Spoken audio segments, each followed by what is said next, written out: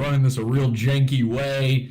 Sorry for my audio. This is last second. This is big, though. So we're just doing it. Probably nobody's going to watch this, but it's too big to not do this as soon as possible. Mike David, wildly exposed. Redbar Radio. Sven Stoffels, his best friend, has like been recorded saying some of the most horrific shit. And of course, Jesse was right, ladies and gentlemen. Thank you. I know, right? Guys? We're on Discord, by the way. Guys, right? Yeah. Jesse was right. Yeah. Greatest guy. Jesse was right. Jesse was right. What did I say since before Redbar disappeared from the internet? Mm-hmm. What was I saying about Mike David? Poop bags or something? Poop bag. Yeah. Got a poop bag. Got a poop bag, and that Jules eats it. She cleans him. She physically maneuvers his turds with her tongue. That I would be taking her over after he finally expires. All this kind of stuff. So it turns out I was 100% right. We'll see all of this, and there's a lot of stuff though. This is a big one. This is huge, and I wish I could do a real show on this. Unfortunately, I'm not even the one streaming this right now. Trevor's streaming this, so Trevor, thank you for doing this for me. Stella, we have Stella here controlling the video. This is how fucked my setup is right now. She's on a bugged laptop right now streaming this. Yeah, exactly. Stella's getting her groove back by stealing someone's information right now. And actually, I'm not sure she's in full control of her own laptop. Might lose it. Oh, Trevor, you're not changing the keyframe frequency, are you? Me? I don't know. I'm getting an error. I haven't changed a fucking thing. It's probably. I bet you it's because like we haven't like played the video at all yet. It thinks it's like a still image. YouTube is so crazy like that. It'll freak you out and be like, "Oh, your shit's not working." And I'm like, "What?" And it's like, "No, I haven't moved very much lately." That's all it is. What is a keyframe? Keyframe? It's like man. Okay. No, we don't know, Urquid. The answer is who knows. Shit's gay. Here's the thing. When you're in a state in society where black people are just going live for fun, they just go live. You shouldn't have to know these things. It's like you don't know how your fucking TV works. You couldn't begin to tell me how a television works. We've had those since your grandpa was a gay little boy.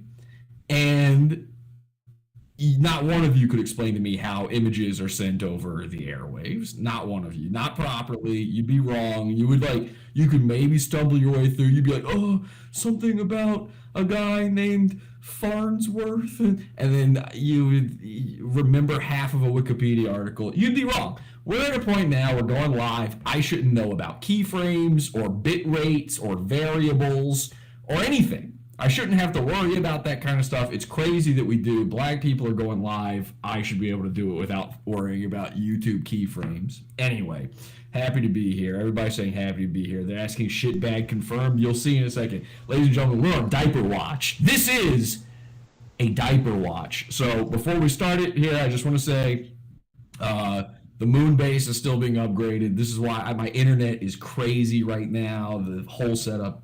It's a nightmare. I apologize. I'd love to be doing shows for you. I am actually working on shows, even though I have no ability to do live shows right now. I have like pre-made episodes I'm going to be putting out and stuff. So stuff is happening. Don't worry about it. And if you're in the Discord, I almost said Facebook, the Discord cult, podawful.com/cult, podawful.com/discord, discord.gg/podawful. Any of those links will work.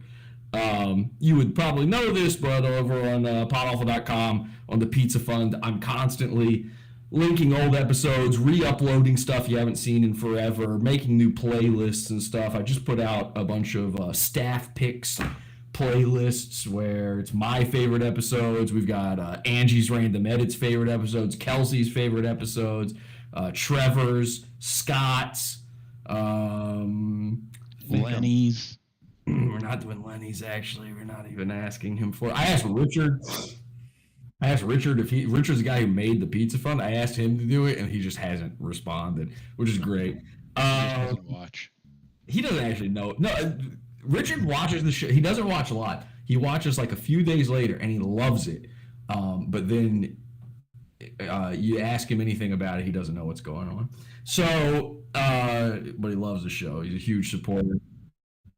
Yeah, well, no, Paul literally doesn't watch. All right, anyway, so here's the thing. This is going to be a little inside baseball, this whole thing. If you don't know Redbar stuff, here's what you need to know. All you need to know about Redbar is, one, we've got 2 amazing episodes about Redbar in the Pizza Fund. They might be free. I don't know. Potawful.com. Go look for them. Redbar gets Corona and Potawful cucks Redbar or something. I can't remember the titles of them. You search for Redbar. And they will give you everything you need to know, the full backstory. But the basics are that Redbar, for years, has been accusing me of copying and doing all these stupid things. And he goes from pretending to like me to not liking me and all this stuff. He's got one friend on the planet Earth named Sven Stoffels. And this guy is an animator. And Sven hates me. And he hates me because Redbar hates me. And Redbar is his best friend. And you know, he goes, oh, this Jesse guy, he copies. He's like, I don't know, Swedish or something. He's like, he copies Redbar. Meanwhile, this guy, his whole career, he's an animator. All he does is draw Ren and Stimpy. That's it. He just copies the Ren and Stimpy man. So he's sitting there, he's copying Ren and Stimpy. He's saying other people, you know, it's a circle of filth. And Sven has accidentally leaked all of these very embarrassing things about Redbar. There's this fellow named Lossless. We're gonna watch his video. It's on his channel, so shout out to him. This is incredible footage. It's not footage, it's like an audio recording. It's incredible stuff. You'll see it in a second here. Let's just hit play. You'll see what happens. That's what he stole himself. Basically, he sort of started to believe in his online persona. Is that you're talking shit about everybody all day long, and then you're too scared to leave the house. That was the case in Chicago. He never left the house. Right. And that remains to be the case right here. Yeah. The only thing that's feeding him is the naive people that believe that he's some sort of righteous character. But it's a very sad story if you see it from close by, honestly. And that's a glorified reaction channel. That's what it is. That is what it is. Sit there 8 hours listening to a fucking guy cock stroking his own ego.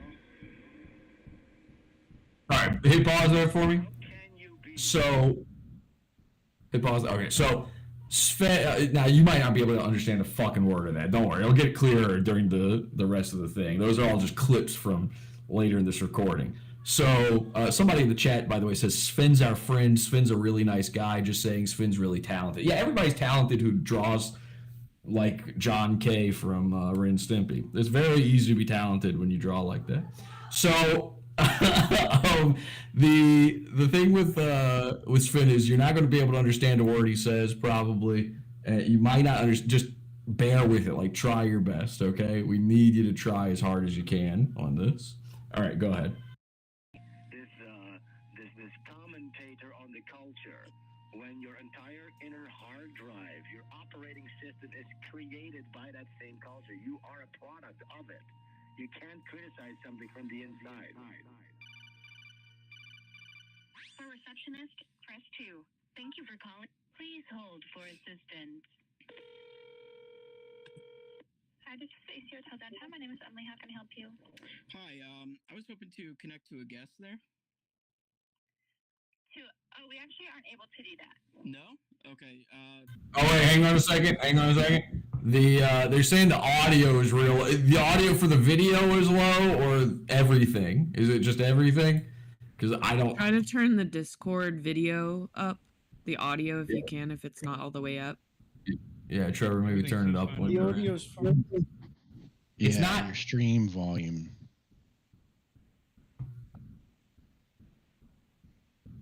Right click on the stream in Discord and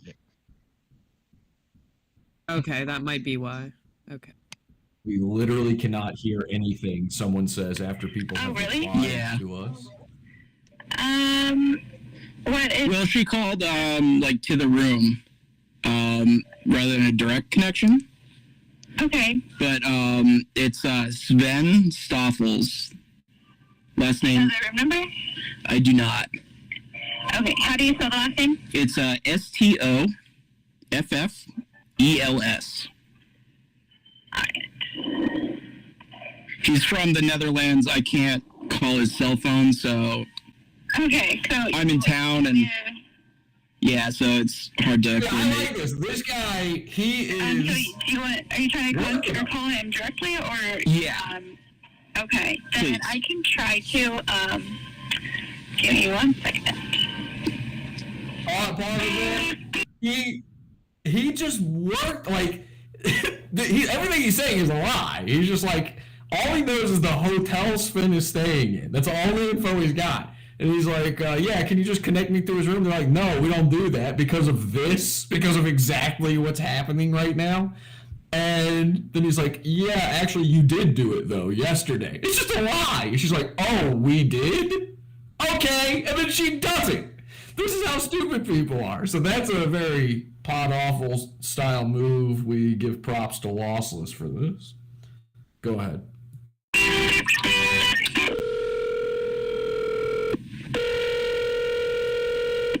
What's that? Hello, Sven? Hello? Yes, hello? Hi. Hi, this is James Beaker from Redbar News. What the fuck is this? Hey, I just had a question for you. Uh-huh. Has Jules ruined the show? How the hell? How in the fucking hell did you manage to find my room number and everything? Mike sent it. He was bragging about the hotel he put you up in. Oh, he was? Yeah. When did he do this? Yesterday. Wait, where did he do this? Yes, there was no show. No, yeah, not during the show, but during the day. In a group chat. What group chat? One of the group chat was some of the BBG people. Oh, he was bragging about it? Yeah, he was bragging about it. That sounds like something he would do, yeah. And, Yeah, right? and then how did you found my information or something? Like, oh. Well, he said it was the hotel, and he was like, oh, I'm paying $200 a night for him to stay. My dime, and I just called the front desk and said, is he around? Yeah, what else did Mike say yesterday in that group chat? Well, he was saying that it was a really uncomfortable show, a really bad time. I thoroughly enjoyed it. Yeah, and what else did he say? He said, So now I haven't seen this. I don't watch Redbar. I have not seen this. Sven was on like, I don't know, a week ago or something. He was on there. And it's a big event because Sven lives in Denmark or something. And so they bring him over, and Mike paid for him to come over. And apparently, and, you know, every Redbar episode is 8 hours long, and it's just a man dying while singing karaoke. So when you tune into the show and I'm sitting there on hour number 12 singing songs, this is what I'm making fun of, okay? If you've never seen it, that's literally the show. Where I'm sitting there and my voice is hoarse, and that's the joke, all right? Explaining the joke, that's it. And Sven comes on, and it's supposed to brighten the mood. It's supposed to be the highlight of the year. Is Sven coming on because, it's two buddies and they're going to shoot the shit hard. And apparently it tanked. It was so bad. Now, I don't know that for sure, but the word on the street is this episode was bad. It was uncomfortable. It was like clear that there was some sort of strain in their relationship. So that's what they're talking about here. Go ahead, hit play. I have to go look. Let me pull it up. All right. But are things like weird? Are you not hanging out with him now after the show? Yes, things are very weird. Really? Mm-hmm. Yes. Yeah, I mean, it felt pretty tense as a viewer watching. I mean, it felt tense the first second we went live. It became tense. Really? Yeah, and it was very tense afterwards because I had let's say, a pretty rough yelling match with the guy. Really? Well, it was more me yelling at him. Yeah. Yeah. Yeah, I could tell. To be honest, I did get pretty fucking drunk, you know what I'm saying? Right. You know. Well, it doesn't make you a bad person. Sort of pushed on me. I don't know. There's a little bit of both going on, I guess. Huh? Yeah, I mean, I think Mike was incredibly disrespectful to, like, kind of bullshit you like that. I agree. After, like, you flew out there to do a show. I got fucking vaccinated to fly out here. Are you kidding me? Did he require you to get vaxxed? Wait, no, I mean, he didn't require me to do anything, but, like, yeah. But you wanted to as a friend. You had to get vaxxed to fly out. We were supposed. Oh shit! Last year. Oh, okay, yeah, to leave the country. Yeah, to enter the United States. To enter the U.S. Really? As I got my fucking second shot, that's when they closed up all the fucking airports. It was code red. Yeah. So I got vaxxed for nothing. Yeah. Is Mike vaxxed? Probably not, because his immune system is compromised. Oh, okay. So he really has this disease. Was he in a wheelchair? No, he's not in a wheelchair. No. Okay. Listen, listen. You're probably a very good guy, honest fella right there. You know what I'm saying? So this was the big meme amongst the Redbar haters, but also like pod awful hater people.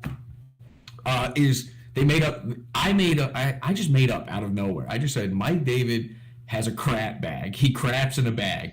That was just to make him up. Now it is true that from what I remember years and years ago, I recall someone saying that his brother has Crohn's disease, and if you got Crohn's bad enough, you crap in a bag. And then lo and behold, we find out Mike David has some sort of immunocompromised situation going on. He can't even get the vax, apparently. The man's walking outside wearing plastic gloves like a Subway sandwich artist. And, which is true.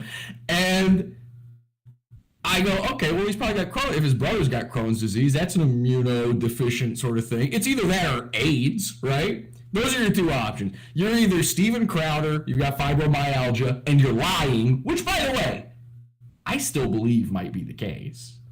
I think he might just be a drug addict and a hermit, but it's all just crazy shit going on in his head. He doesn't have, parasites or a disease. He's got brain goblins. There's a little worm ticking away inside his brain telling him, like, actually, you're sick, scaring him. And so it's either that, he's faking it, fibromyalgia style, Crowder's style, or David's style, and he's got Crohn's disease, he's crapping in the back. So I just made that up. So what they did is they go, Jesse, you're not funny. What we'll do is we'll make up our own meme about how he's sick. And they just started saying he's in a wheelchair. Now, this could be easily disproven. All the man has to do is take a step, right? You know, the fun thing about the crap bag is, what's he going to do? Pull down his pants? Like, he's not going to show you. So you can speculate on that forever. Well, here we are. Sven is saying, no, he's not in a wheelchair. The man can walk. He can get up. Now, he's claimed that he had trouble walking and he was in bed for days and all this kind of stuff. But wait until you hear that. I mean, it's crazy. All right, keep playing. I'm not some Talmudic liar. Of course. I'm a little peeved, as you can understand. Well, I understand, yeah. Stuck in some shithole cunt. Well, you know where I'm at, so. Yeah, I mean, fucking hot. I want to go home. That's all I want to do now. It's a desert. Tucson is a really shitty place. Lots of crime. Lots of nicks. I know. sucks. I want to get the fuck out of here, but I gotta wait. He booked me. He can brag about his fucking bookends, but he booked me one of the fucking shittiest flights ever. Tomorrow I got a 10-hour goddamn layover in New York City. Jesus Christ, dude. What do you pay for that? Like $600 to get you back to Netherlands? A 10-hour layover? How many connections do you have to make? Two. That's not too bad. It's gonna suck. Yeah, but yeah, what else did he say? Did he say? Was he like? Because here's what I think is gonna happen now. He's gonna fucking ghost me probably. Right. Until I have to get on my fucking plane like a bitch ass faggot pussy. And then next show he's gonna run his mouth like a Talmudic little fucking. You know. He's gonna be, Sven came here. He got drunk. He was very belligerent. He was trying to he had an agenda to try and get me in that type of shit. Yeah. That's what's going to happen probably. Definitely.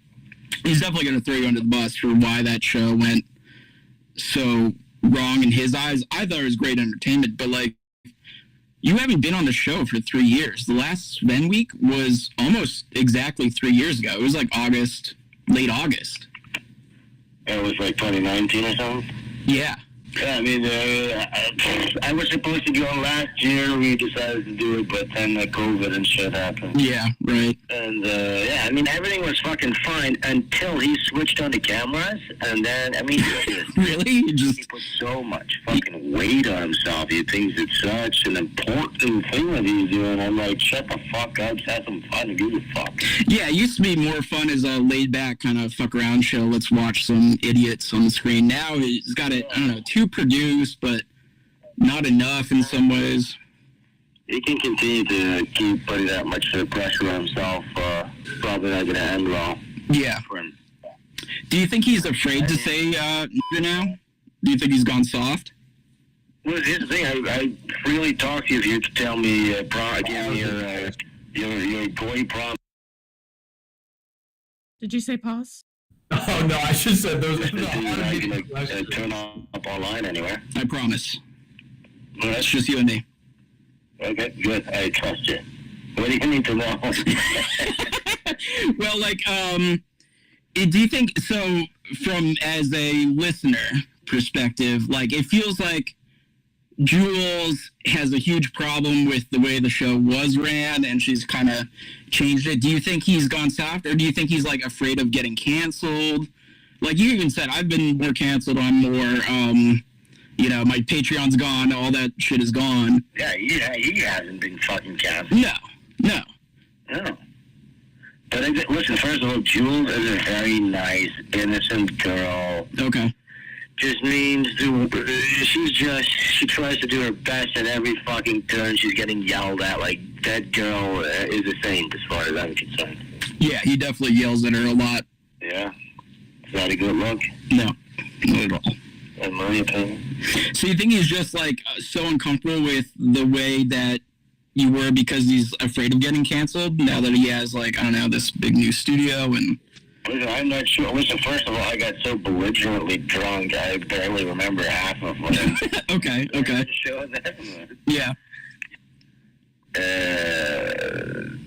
I don't know where every time we went on break, I got a talking to, not to mention Jews, by the way. That's what I figured. Not to mention Jews? Wow.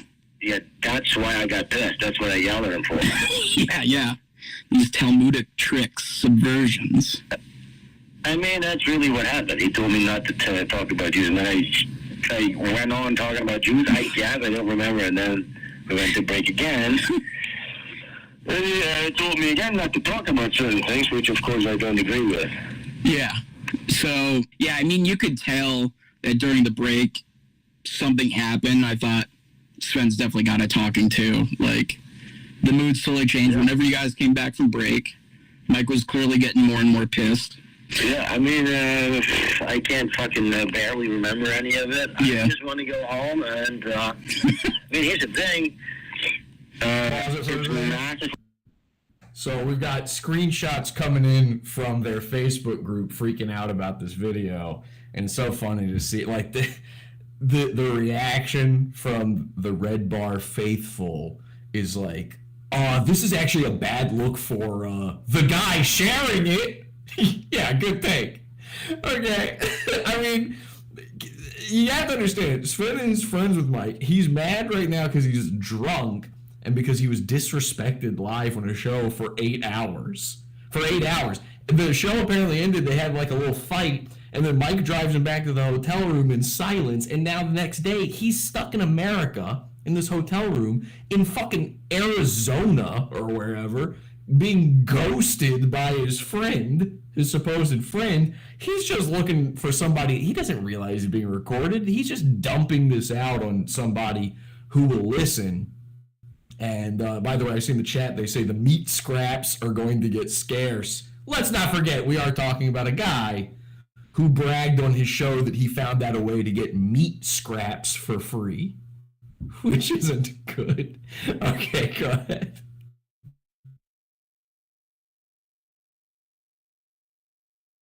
Play. Disrespect. Because here's the thing, last time I was in contact with him yesterday, he was sick. His sickness returned, so he was in bed. And today I messaged him, hey, what's up? What's the plan? Barely get any sleep, going back to sleep. Jules not reacting to any of my messages. Jesus. And I'm just being fucking ghosted, basically. Yeah, yeah. My flight tomorrow, which is massively disrespectful. Huge. So this is your last night in town? Yes. Yeah. Tomorrow I'm leaving, thank fucking Christ. And I happen to know, but he's like 5 minutes away from you, not even like a long walk. Like you could walk over there. It's not like you're on the other side of town. Like that's so disrespectful. That's a horrible way to be. Yeah, but you know who the guy is. Yeah. Well, is he really Jewish?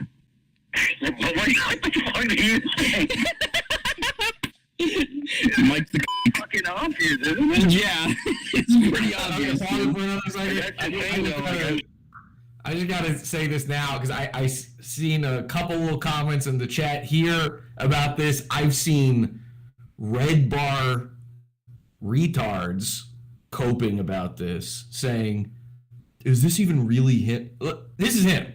It is unmistakable." There's only one guy that sounds like Sven Stoffels, and it's Ryan Katsu Rivera because he does a very good impression. But even his impression isn't as close as this. Like, yes, it's him. Is this real? Are you kidding me? What do you think? Are you sure it's not Mr. Ballysong? Well, okay, there is two guys that sound like Sven. That's right. I forgot that we have our own Sven now. That we stole our own Sven from Revenge of the Sis. So yeah, this is real. And the only thing I can think that they might mean by that is like, do you think this is like a bit they set up? It's a 53-minute long phone call that involves an actual hotel clerk or whatever, the front desk person, and the stuff he said, like, all right, let's walk through the motions of this being fake for just a second so you can see how stupid an idea that is. If this is fake, like, let's say they set up, Mike is actually in Sven's ear going, okay, and then what I want you to do is tell him that, things about my personal life and my wife and that I wear diapers. He could come out tomorrow and do a show for 8 hours singing as much Kanye as he wants and going, ha, look everyone, actually, it was a joke. So now we think he wears diapers. It's too late. You roll around in shit and then you come on air and go, I was just pretending to be retarded. And that doesn't work. So let's say this is fake. You'd have to be a retard to believe that. To even consider the notion. I'm sorry to the people in chat who have even considered that notion. You are retarded. But let's pretend for a second that we're as Down syndrome as those people. Okay. And you would be a diaper-wearing retard just for even pretending to do something like this. I wish I was that retarded. I'm starting to increasingly see it. You just see it now, like... Tricks. Yeah. You see those Jewish tricks. Did he really tried to make you shit in, like, a public restroom? After a long-ass flight? No. No. That was a joke? Probably. When did he do it? Did he say that on the show? You were saying that on the show. Wait, The first day. We've got it coming in now that now this stream has been shared. You can see the viewer count is going up a little bit right now. Welcome everyone to the Diaper Watch. It's real. Here's your guy. He wears I was right. He wears diapers. Okay. Listen. I'll be honest. The diaper part is at the very end of this call, so I don't want to reveal Can't make this shit up. Huh? What? I said you can't make this shit up. You can't make this shit up. You can't make this. Actually, I did make this up. I made this up a year ago. It just turns out I was right. I made it up and then it became true. That's the power of Dear God magic. I'm sorry, Redbar people. I'm so sorry. This is the man you chose. Okay? Gussied. You got gussied real good. So, I don't know. It's fine. He's a funny guy. Funny guy. Loves H3H3. He's a big fan. I'm sorry. This has got to feel so bad if you're a Redbar fan, because if you really like Redbar, seeing somebody make fun of him has got to feel like somebody, beating up your grandma. You're constantly watching him sing to himself while he's cold in Arizona. Like, that's a crazy look to be wearing a sweater in the summer in Arizona. So he's sitting there freezing. This is like going up to the grandma from the dinosaurs and pulling off her glasses and punching her in the face and saying, ha ha, you shouldn't. Of course she shits in a diaper. She's 100. I know this feels bad, but listen, everybody's got to take their lumps, okay? Play! Here, you wanted to, I think maybe in the studio or in his apartment, you had to go take a shit, and he said go across the street. I tried to take a shit in the studio, but I couldn't because it was constipated. Uh-huh, oh, okay.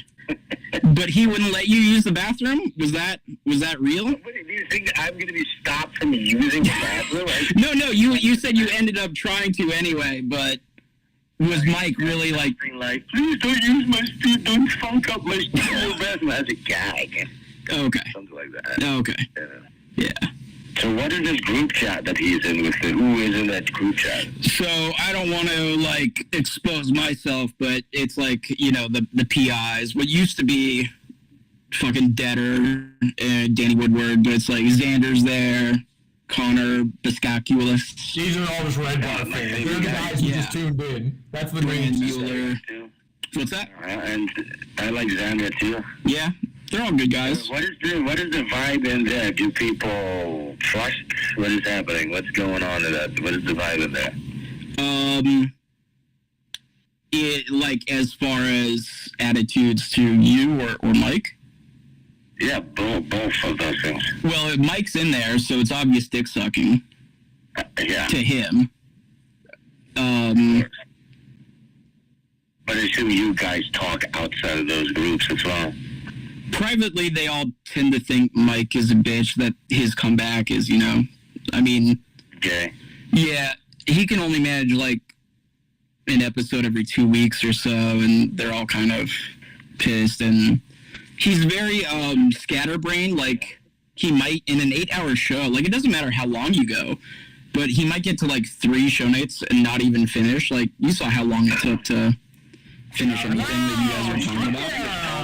Here's what Mike thinks that I somehow need him or something. I've never asked Mike for money. I've never been on his paywall. That's purposefully so. Uh-huh. And by the way, that's fucking saved me from some lawsuits as well. Thank Christ. Yeah.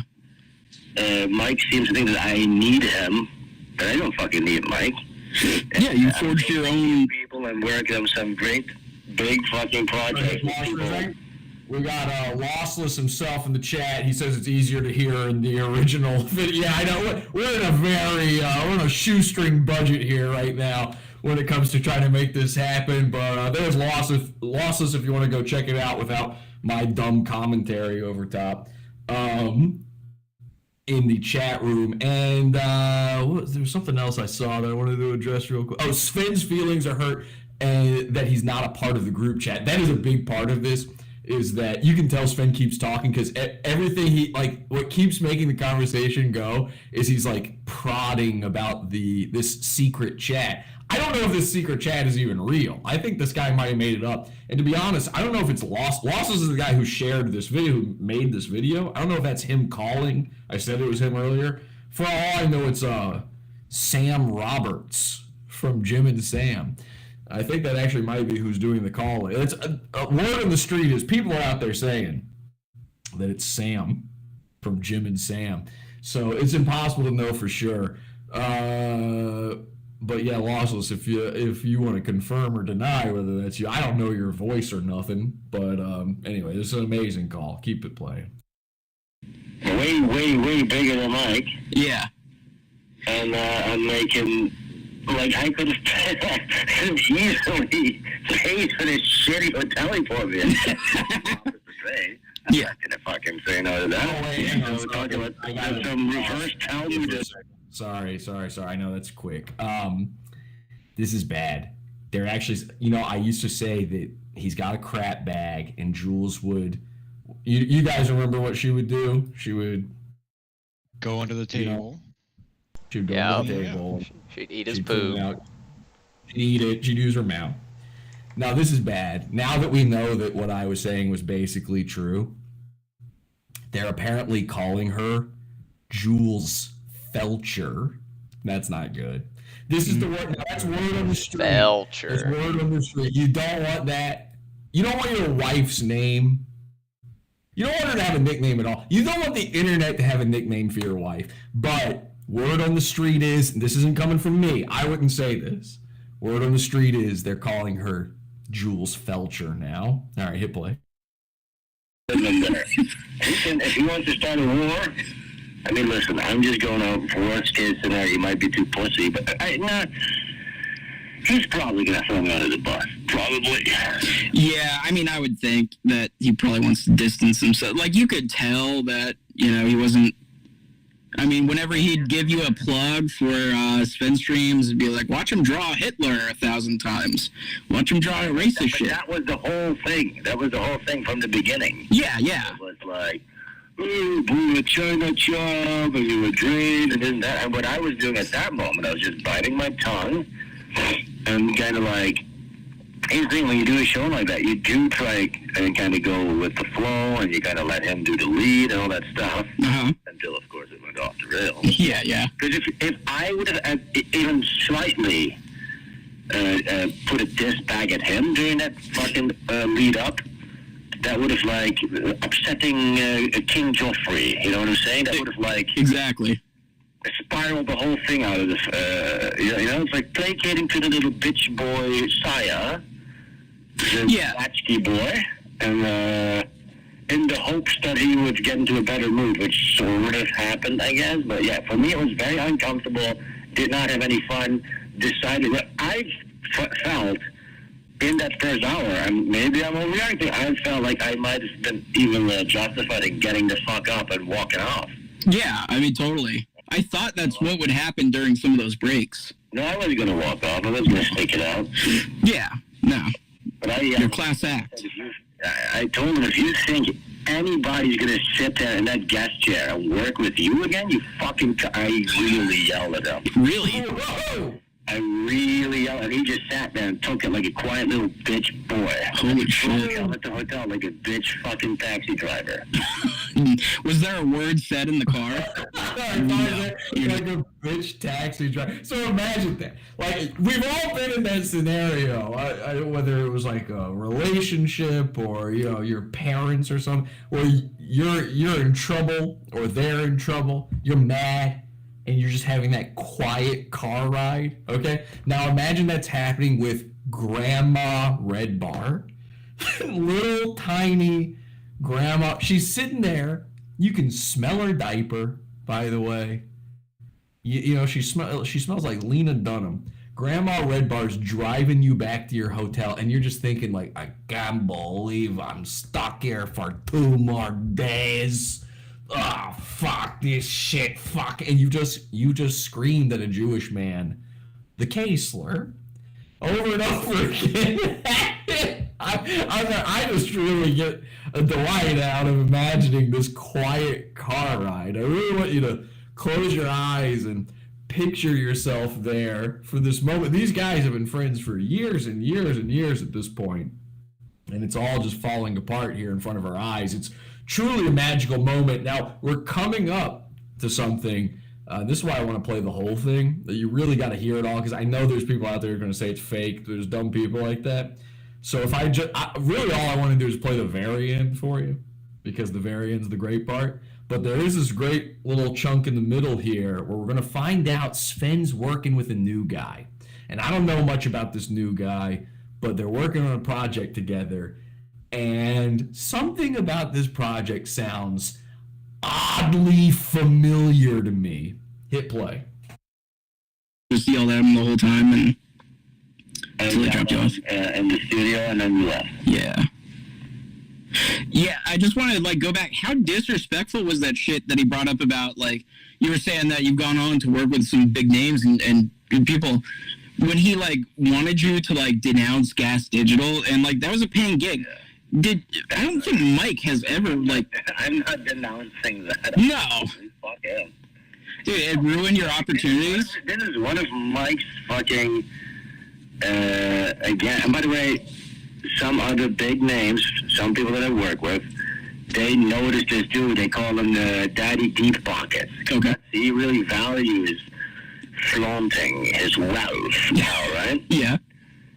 So, that is why he told you guys about the hotel. Yeah. Flaunting. King Mike. What was they fucking talking about just now? Oh, like, So he'll do like, will you denounce them and I will pay you the amount? That's horse shit, you know? See, that's a bit. People always, like, autistic listeners fall for that bullshit. Mike is the king of lofty promises that will never be kept. And it's not even a promise. It's just full lie. yeah, there's no way he's going to give you $6,000. Mike, okay, so I told Louis to fuck off. Where's my money? He goes, fuck you, that was a bit. Yeah. There's nothing real coming out of that mouth. Exactly. Start understanding this. Exactly. Yeah. It just occurred to me how this phone call actually, because, like, obviously it's got to be bullshit that he's part of this secret chat thing. And it's so funny because they keep talking about, Sven keeps talking how, he loves to flaunt his wealth. That's why he told you about what hotel I'm staying. He's staying at like a Days Inn or something, a Holiday Inn Express, a Red Roof Inn or something. And something you wouldn't put your grandma up at. And it just now occurred to me, you know what? I'm guessing the way he found Sven is it just occurred to him like, Sven's got to be staying in a hotel somewhere. What's nearby? And he probably just called every hotel near where Mike David lives and went, I'm looking for right? And we're just hearing the one that was the hit. This is the Mersh Airbnb strat. Yes, exactly. Doesn't it feel pot awfully? That's why I had to share this whole thing, because it's like, we've done this. Like, we have absolutely hurt people in this way. This is stalking. It's a crime. We're watching cybercrime. It's thrilling. All right, hit play. Yeah, he's never going to pay you $6,000. And, like, when I heard that, you did... I mean, I don't want to assume, but, like, you did so much work as a fan, like, all those animations. He probably never paid you, like, anything like Gas Digital was paying. The shirts, the animations.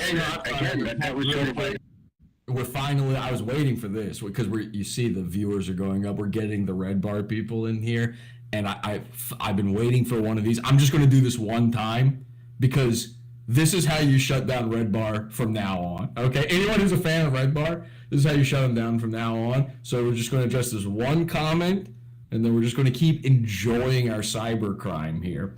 Timmy T in the chat says, Jesse, you really suck at this. That may be true. In fact, it's probably correct.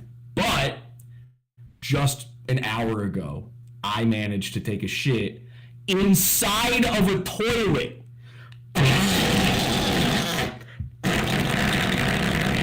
Okay, that's what we hear from now on when a Redbar fan says anything about anything. You don't get to have your culture of critique anymore. You don't get to sit. You're not elevated. You're not above H3 or Mike Maljack, who's somebody else that they cover. I don't even know anymore what they talk about on that show anymore. You're not above any of these when your guy poops in a diaper. So we just need to say that one time, and then from now on, when we see these comments in our heads, we just hear.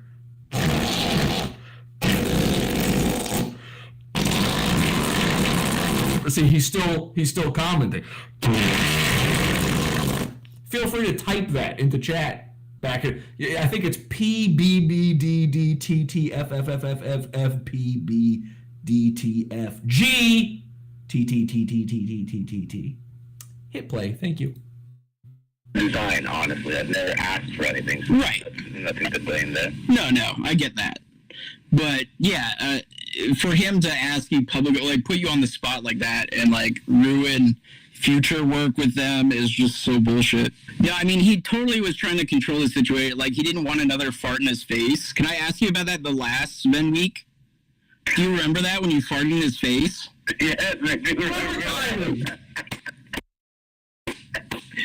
Do you know that he copyright strikes any clip of that goes out? Yes. I've been striked like 2 or 3 times. I've lost a channel over it. He tries to erase any video of the fart. He deletes them from the DVG. Like, I didn't know that. King Mike cannot be caught looking foolish. I was hoping you'd do something like that. I know you tried to get him to kiss your hand. But like it might have happened if he would have let this go on longer. I would have fucking punched his fucking. Now here's the thing, dude. Mike is a frail skeleton. Like, if you know Mike as close as I do now, listen. Here's the thing. I care about Mike. Like, he is like a family member to me. I genuinely care about him. I was genuinely worried about him. Yeah. All that shit. But I feel like, but then you do all this stuff and you get disrespected. Like, he thinks he does a lot for me, but that's just monetarily. Now he pays for a hotel. He thinks that is. Yeah. Flies you out, puts you up in a hotel. Behavior. Well, Jews, they think money, buys you, like, to treat someone like shit. Them separating from their shekels is one of the hardest things for them to do. And it feels like he can just treat you like shit, like a slave, like, you're here, my guest, and I'm not going to see you, fuck you. There is a part, like I said, I care about him, and he's very sick and filled with lesions. He's like, this fucking guy's not going to make this. Jesus. Like, I'm not worried about it. The man has lesions. He's wearing. That's terrible. That's horrible. But he is wearing a sweater in summer in Arizona because he's covered in sores, scabs, scars, if you will. I mean, does it sound at all like anything possibly he's made fun of others for ever at all? A little bit? I don't know. If you can't laugh at this, fine. That's fine. You're just wrong. You're just wrong, because this is a poopy pants man covered in scars. I'm sorry, you would laugh if it was Anthony Cumia that was being spoken about here. You'd laugh if it was anybody else.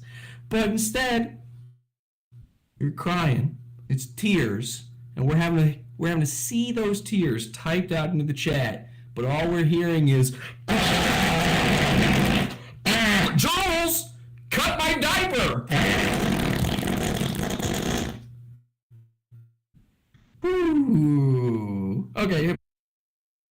Like, I'd snap him in fucking half. You know what I'm saying? Yeah. Twice his fucking size. Yeah. You know what I'm saying? And I'm not threatened by him physically. I'm not threatened by him verbally. I just get very annoyed by. Oh, sorry. Somebody, Mike West. So I know I've seen Mike comment on things before. I remember Mike says we're ripping on the dude for being sick. I want to be very clear. Whatever he's got, whether even if it is just all in his head. And I know a lot of people just joined, they have no idea what's going on. I can't go back and explain all this to you. I will say my audio is very bad. I am not even the one streaming this right now. That's a whole other thing. Just watch back from the beginning. If this is all in his head, even, I would like this sickness, this illness must be awful. What a terrible place to be in. So when Mike West says, are we ripping on him for being sick? Absolutely, yes, 100%. It's very funny. He poops himself. He wears a diaper. Diaper, wah, baby, poo-poo head. Do we all understand? Are we on the same page now? Yeah, but your brother is dead, Jesse. Diaper, oh yeah, I saw that one too. Some guy said, I've got a dead brother. Diaper, poo-poo head. Yep. Yeah. Yes, that is what we're laughing at. Play. And trickery, you know what I'm saying? And especially if it's directed my fucking way. And here's the thing, if he has a problem with me, and that's what I'm going to message him in a bit, by the way. Mm-hmm. I'm waiting, I gave myself, I gave him a little time frame. Yeah. I'm going to message him, because he's ghosting me. If there's a problem, I'm still here, you can talk to me about it face to face, and you're not going to mention me on the fucking, on your little fucking show passive aggressively while I'm not there to defend myself. Yeah. And then that would be enough of a warning. If he still does that, then I'm fucking done with him. Well said. You know what I'm saying? Yeah, I think you're totally within your right. I mean, I just think it's ridiculous. You're like 5 minutes away that, like, even if he's sick and not feeling good, you guys can hang out in his condo, watch shit, you know? I know. It's so disrespectful. He's definitely ghosting you. Like, I mean, ghosting, I wouldn't even do it to a fucking bitch, like a girl I'm dating for It's a very bitch move. It would have to respect to break up face to face. Yeah, yeah. This is massively disrespectful. So disrespectful. We'll see what happens. Leaving you, like, semi-stranded in Arizona. Is he going to take you to the airport, or are you just going to, like, say fuck it and get an Uber? He was supposed to, but no, I'm gonna get like a $200 cab to the fucking airport tomorrow. Jesus. Yep, it's gonna suck. Yeah. I'm gonna be so happy when I'm fucking home and I'm never traveling to the goddamn USA. I can say that. Well, say that you went to the armpit at the Southwest for sure. God damn. Yeah. But okay, why do you think he picked this place? Okay, tell me. Because, like, that's where fucking Todd Detter lived. Everything's out of fear. It's out of fear. Out of fear? Okay. Everybody here, he's not gonna run into any. Like, listen, okay, so he thinks what he does. He takes it so fucking seriously, yeah. Yeah. Like, to me, the internet is, it's a fake reality, right? And I think most people think that way. But he thinks he's such a force to be reckoned with. That's what he's told himself. He sort of started to believe in his online persona. Mm-hmm. And he really thinks he's going to run into somebody who's going to kill him. Now, okay, there was that Sam Tripoli moment. That's like a genuine schizophrenic. Yeah. Unhinged.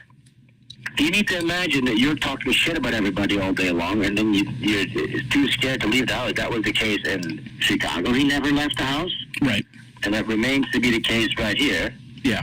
This big, dangerous online guy, the only thing that's feeding him is the naive people that believe he's some sort of righteous character. But it's a very sad story if you see it somewhere close by, honestly. Mm-hmm. There's a patheticness to it, honestly. Yeah, super pathetic. You're completely alone, and well, they just like watch YouTube all day, you know. No friends. You move to. He literally watched all of H3's episodes while he was sick, and I told him, like, dude, that is something with this making you sick. Yeah. Exactly. Making you sick. Like, you're past the point where you're consuming it ironically. You're like, now you're enjoying H3 and it's poisoning you. Yeah, you live in this gilded cage now. Like, you're obviously, finally, it's giving you some success. Uh-huh. But ultimately, listen, to me, I'd never be interested in doing what Redbar does. Right. It was never my aspiration to be like a full-time co-host or something like that. I just used to believe in sort of like the righteous thing behind it, and it was funny, of course. Uh-huh. But it's ultimately reactionary, right? That's as an artist, you don't want to be a reactionary. You want to look within and create. It's a creative force. It's different than reaction. Reaction is the antithesis to creation. Right. That's a glorified reaction channel. That's what it is. It's, that is what it is. Yeah, now it's just now reacting to YouTubers. Like, I don't know. I think he's wanting to go after bigger targets, but like, yeah, it's just a drama channel now. Like, he's totally inspired by Keemstar and all that shit. Yeah, I mean, I do think it's sort of organically morphed into that, but yes, he is clout chasing, stepping the ladder, going after Mike Maljack, hoping that he will reach that level eventually. And it's a parasitic style of clout chasing. That's what it fucking is. Yeah. I'm really interested in it. It's not admirable to me at all. Exactly. Well, you create, do a bunch of cool drawings. Yeah. Yeah, it's amazing that he won't even let people see like a picture of him. He totally controls his image. That's, clear from your visit that, like, he didn't want you upstaging him. Like, seeing on video when you gave him the cigar prank, how fucking uncomfortable he was. Why? Doing something that wasn't planned in the show notes, it used to be a... That really was it. Here's the thing, too, by the way. So that's what I was saying when I talk about it. He's ruled by fear, yeah? Yeah. Like, he is completely... He has, like, attachment. Like, he needs to hold and roll with an iron fist, and everything needs to go by his plan that he has, right? But if you do a show with a co-host, you introduce another... So, I just want to point out, like, now what's going to happen is, and we're already starting to see it, but I just want to explain that this will continue happening. This will snowball as this gets a little bit bigger. Somebody, David in the chat says, this is devastating. How will Mike recover from this? The answer is he won't. I know you're being sarcastic, David, but you can't recover from being a diaper man. That you never come back from that. And what would the move even be? What would the move be? Listen, if he had to wear diapers for a month, I'd maybe give it to him. A month. Now, you would absolutely receive adult baby diaper lover type jokes. Like, jokes would be made, but you wouldn't necessarily be diaper man forever. Like, there would have to be some making fun of... You'd have to make fun of yourself. You'd have to come on air and go, guys, shout outs, I'm wearing Pampers. You would have to do that.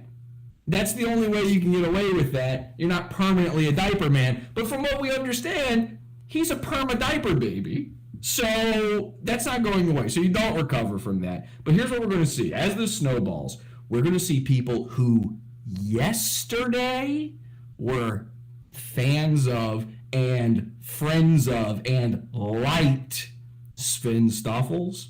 They're going to start saying he was never good and they never liked him and his animations are bad and his little drawings are bad. We're going to see a lot more of that. Actually, Sven was always gay. That's going to be the reaction for this. So when you see someone say, I never liked Sven anyway, yesterday they did. So this is when I see a question like, or a sarcastic remark like, how will he ever recover? Why is there a before and an after time if this isn't as bad as I think it looks? There's a clear line of demarcation in people's minds. When this changes the way, either this changes the way you look at Mike, or this changes the way you look at Sven, only one group of those people are correct. And it ain't the people who are changing their minds about Sven. Sven can draw the same today as he could draw yesterday. If yesterday you were watching his streams and today you were denouncing him, you feel bad for Grandma Redbar. Hit play. The free will to the format. This path that you have envisioned that this show should be on, this rails, is going to immediately be blanched off as soon as you put another person in it. You know what I'm saying? It's not going to stay on the fucking path. There's going to be branching paths. And if you can't roll with the punches, go with the flow, be like the water. Right? If you can't do that, then, yeah, you're going to get frustrated. Yeah. You will get frustrated. So you got mega frustrated just by somebody else being there. Yeah. Yeah, and then I thought it was a funny prank. Oh, you're smoking cigars. You smoked all the cigars without me? fucking, that thing costs a lot of fucking money. Really? I wanted to buy 2 penis-shaped cigars. Turns out there's no such thing. So if you are an entrepreneur, Make it. on that because it's a big gap in the market. But Okay. to get 2 penis-shaped cigars, there's no such thing. I find a funny, stupid 1960s penis cigar gag. I thought we could have a good laugh. We could laugh at the cigar smokers. Yeah. He was completely couldn't go with it, hated it. Like, what the fuck? Yeah. Like, I was like, even this you can't? Like, I'm trying to be a yes-ander here. Like, Yes, with and. the fucking program, but he was constantly being negative. Well, he's always doing some sort of like visual gag, buying some shit off Amazon and like doing something like that. So it was right up the alley, but like I guess that he thought that it made him look like a fool. Like now he's holding a penis. Well, you know. I mean, it sort of was. We can't just laugh at yourself a little bit. Exactly. Yeah, he takes himself so seriously. His ego is just out of fucking control. Yeah, well, Can I just ask you this?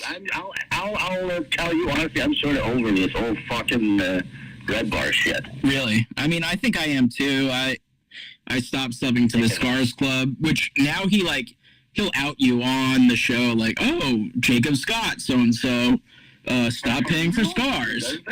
He does that? Oh yeah, like 2 episodes ago, he was like, Jacob Scott, you're no longer sub to Scars Club.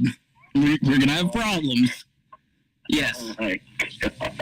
Or it's anyone that interacts with him in the BBG that he doesn't like, and then he'll go look up in his little files like, is this guy still subbed? Oh no, his sub lapsed in October. I'm gonna out him on the show. Okay, so listen, here's the thing, right? I understand listeners, they want a lot of drama and stuff like that. I honestly don't want to. I don't want to be like a host for a parasite to feed off of and make content off of. You know what I'm saying? Mm-hmm. So I honestly would rather just blow off and not mention anything, and then just have a peaceful separation. Yeah. Sort of. Yeah. That's what I hope for. But we'll see what happens, because obviously I can't. If he starts shitting on me on the show or something like that, I obviously can't let that go. But we'll see. I hope not, because I don't have the fucking energy. I want to have a fun time. You know what I'm saying? You don't want to do a podcast war?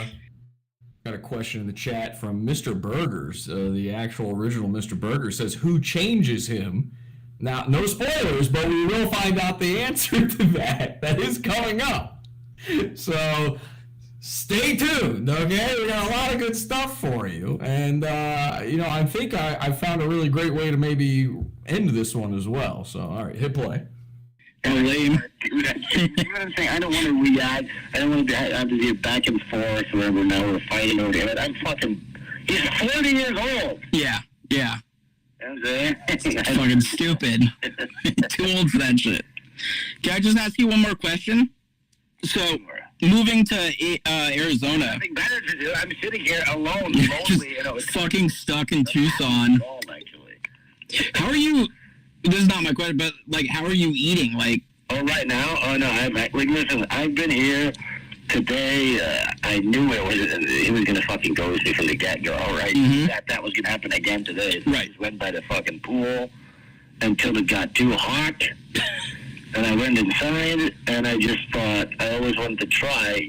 Listen, in the Netherlands, we only have... Listen, I've been eating so fucking healthy for the past half year, working out, tight fucking fitness regime. Right. So I thought, you know what, I'm going to pig out, and I wanted to try some of these fast food chains that you guys have. Because in the Netherlands, you only have McDonald's, Subway, KFC, and Burger King. Right. Okay. So, and you always hear Americans talking about, Chick-fil-A this and Wendy's and that. I never had any of that. So yeah. I ordered a bunch of that crap.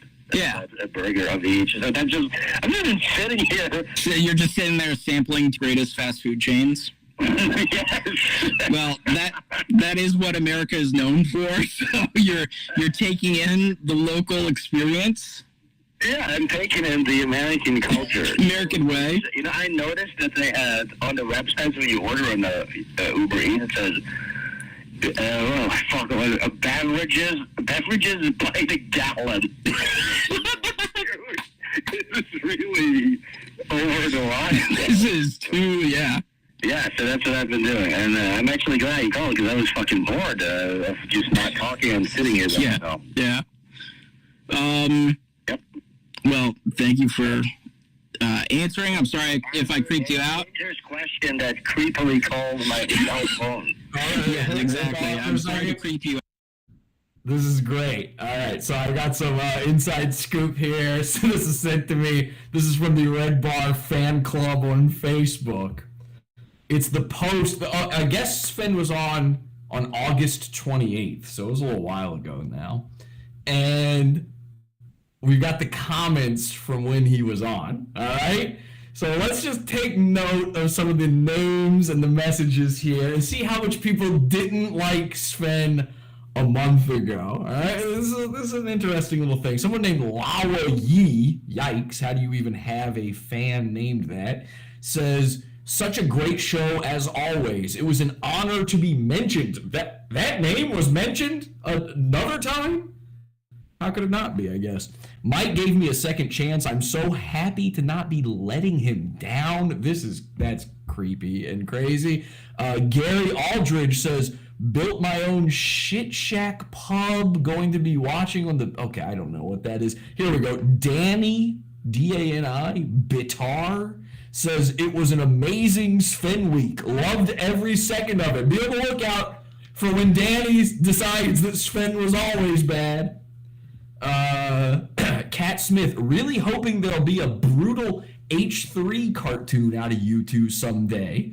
Well, from what we're about to hear about Mike's love of H3, I doubt it. Jamie Tierney says, this ep rocked. Mike and Sven together is unrivaled. And that's a bond that can never be broken. What else we have here? Let's see any other good ones.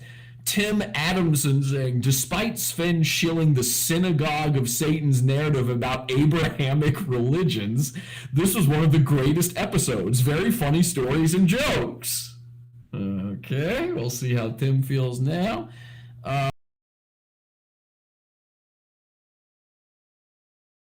Okay, he thought that was really funny. That's from Nolan Bryant.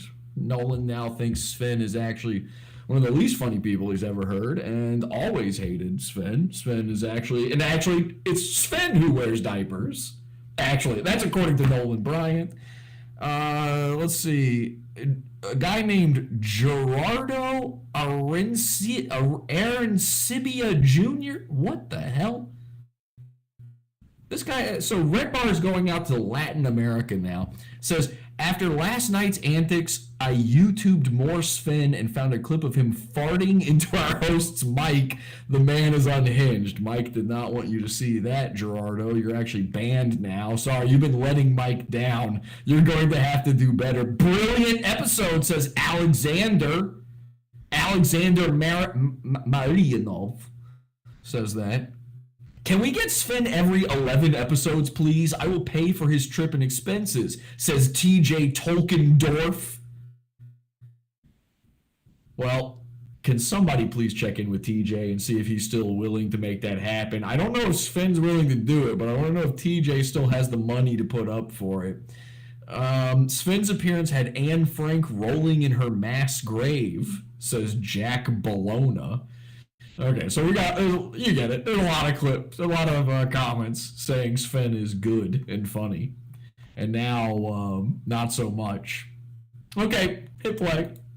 You out. I'm glad we got to have this chat. I'm not creeped out. It takes a lot more to creep me out. I can hear you're a good goyish goy man.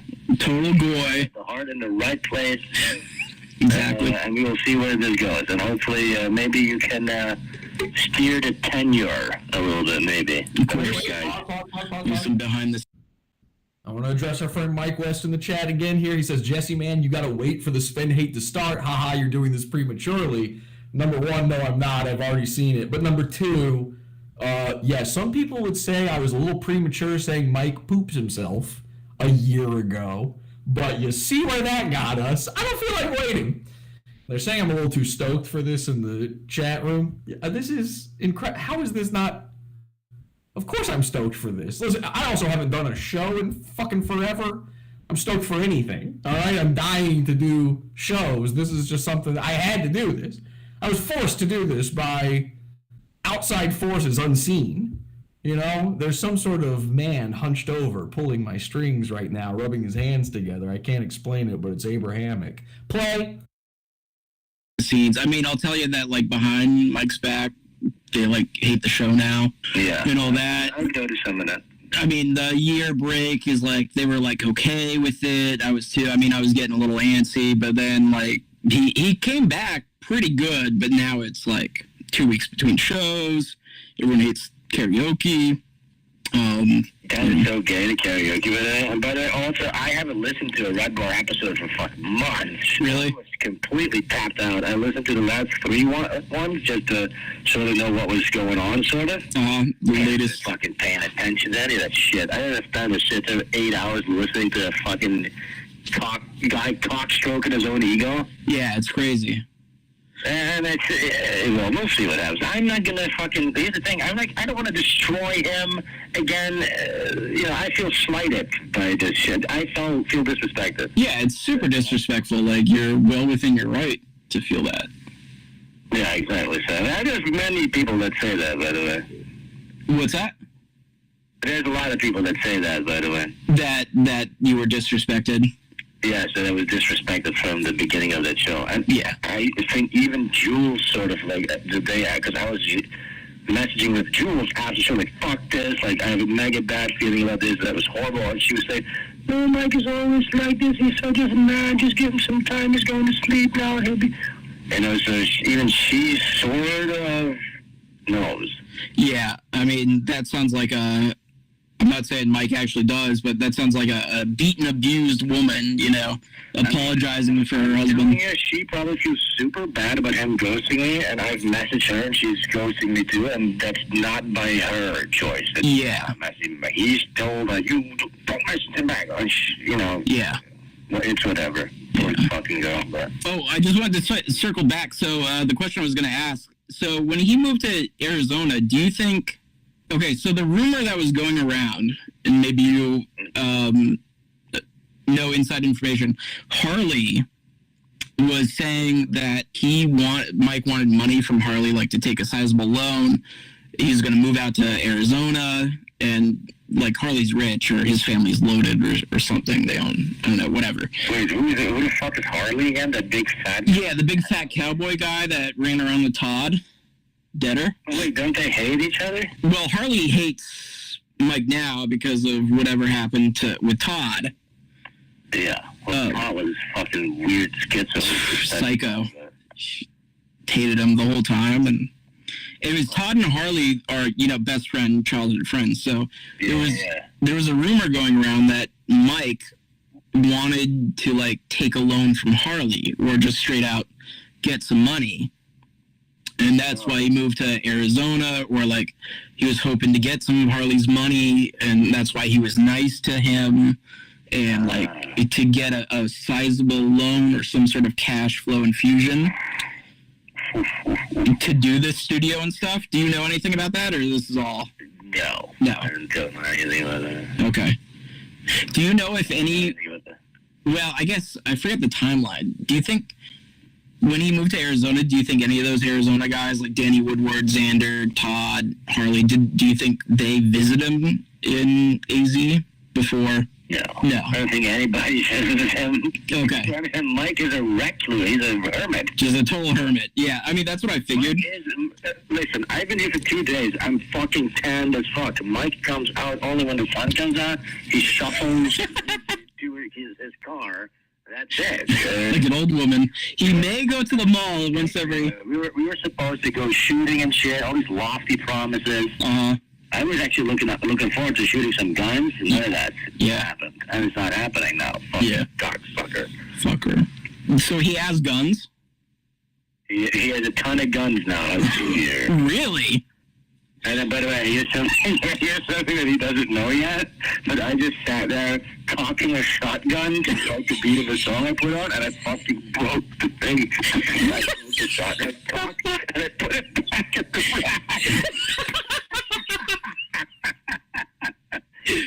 We'll discover that at some point. When he goes to, you shoot Sam Tripoli, it's gonna be... Oh, yeah, we should give Sam Tripoli a hint that he doesn't have his shotgun is gonna be... Hey, his shotgun is fucked. My prints are gonna be on that thing. Oh, no! Oh, fuck, I didn't think of that. Wait a fucking second, he gave me a bunch of guns to hold. That's why he wanted those prints. Oh, fuck. So I just wanted to cut in real quick just to say this. It's a very simple thing. Mike, like, this is a guy who's sitting in a diaper the whole time, covered in sores, and he's still... Can we just give a round of applause for Mike David, though? Because a guy still willing to go on camera after all of that. I mean, this man's confidence is godless. And I don't know what that means. His confidence is godless. It's a phrase I borrowed from Francis Patrick Keevil, who is losing it in the chat right now, and also in the Redbar Facebook group, where he thinks he's safe, saying that my confidence is godless. What the fuck does that mean? Never even heard that phrase before. What? Anyway, Francis, you're spending your night defending your favorite internet man from a guy laughing at a diaper. I don't, think about what you're doing, but you could be so much better off than this. All right, sorry, hit play. Hey, you're going to the Netherlands. He might actually do that. But yeah, I bet there's a bunch of fucking little fucking Jewish scams that he does. Also, but when you go to a restaurant with him that's mega uncomfortable, he basically goes there not to enjoy the food. There's a guy named Brian Ram Shackelford in their Facebook group, and he says, and I think he's being serious here. He says, that was a HIPAA violation for Sven to share that. He's going to be dragged through the courts. Well, anal, but I don't think that's right. All right, play. But to be a critic of food. Really? Uncomfortable, dude. And he'll, complain to he'll ask, this is off, it's not good. He'll become Gordon Ramsay, while we're eating, and he thinks that's impressive. Oh, my God. Mega uncomfortable. Ugh. What a Karen. He's become like a Karen, like a old Jewish woman. Yeah, well, I'm, completely honest with you, I was already tapped out of Redbar since last year. Yeah. This trip was planned last year around August or some shit. Right. Or March even. And then it was postponed until after the airports would open up again, and then when Mike started to feel better again. And so it was basically in the works. After now, I'm just done. Dude. Yeah. Shit. Yeah, I think I didn't watch the last 2 episodes, but then I finally I would watch a little bit of the live, maybe an hour or two, and then I could not get myself to tune in for 8 hours. So the last 2 or 3, I haven't watched, and it's oh, new show on. Yeah, I guess we'll check it out. All right, I'm tuning out. This sucks. Yeah, but I'm not into it. You should come fucking join our Discord. That's a hip booming little club we got going on in there. Okay, I will definitely. Is it on your site? Is there an invite link? No, you got to send me an email or a DM or something. Yeah, DM me on Facebook. We'll send you an invite link. Yeah, absolutely. Okay. So we got raided by a bunch of actual Nazi groups. Okay, so you keep it pretty locked down. I got to give a big shout out to Salvo Pancakes. I mean, I know you mentioned him on the show, but to me, that's the new Redbar, and he's already on his YouTube live. He has more than Mike now. Yeah, not that matters, but we're gonna do a project together. Oh, that's cool. Yeah, we're gonna do a merch parody where I'm gonna be drawing big, fat, disgusting Ethan Klein. Okay. I'm gonna do you know how he exposed the plagiarized designs from HC Steady Fresh? Sorry. And actually, can you roll it back? Like, just click back like twice on the arrow because I just talked over something I'm going to want to talk about in a second. But sorry, through all of the one little word got through, and this is just incredible. I have to read this comment again. It's going to sound very farty and poopy to most of you, but Dave got one through that's just killing me. He says, got that I'm constantly laughing tone all the time. A ginger goth geek with a stupid voice and a cocky attitude is cringe and awful like advertised. I think he's talking about me, but it's hard to tell because he called me ginger and goth. You think I'm ginger? Yeah, Jesse Stiegel. Have words just lost all meaning at this point? You know ginger means redhead, right? Like, what the fuck? Listen, I've been called a lot of things. In fact, I've been called all of those letters in a different order before, and I'm still more offended at ginger.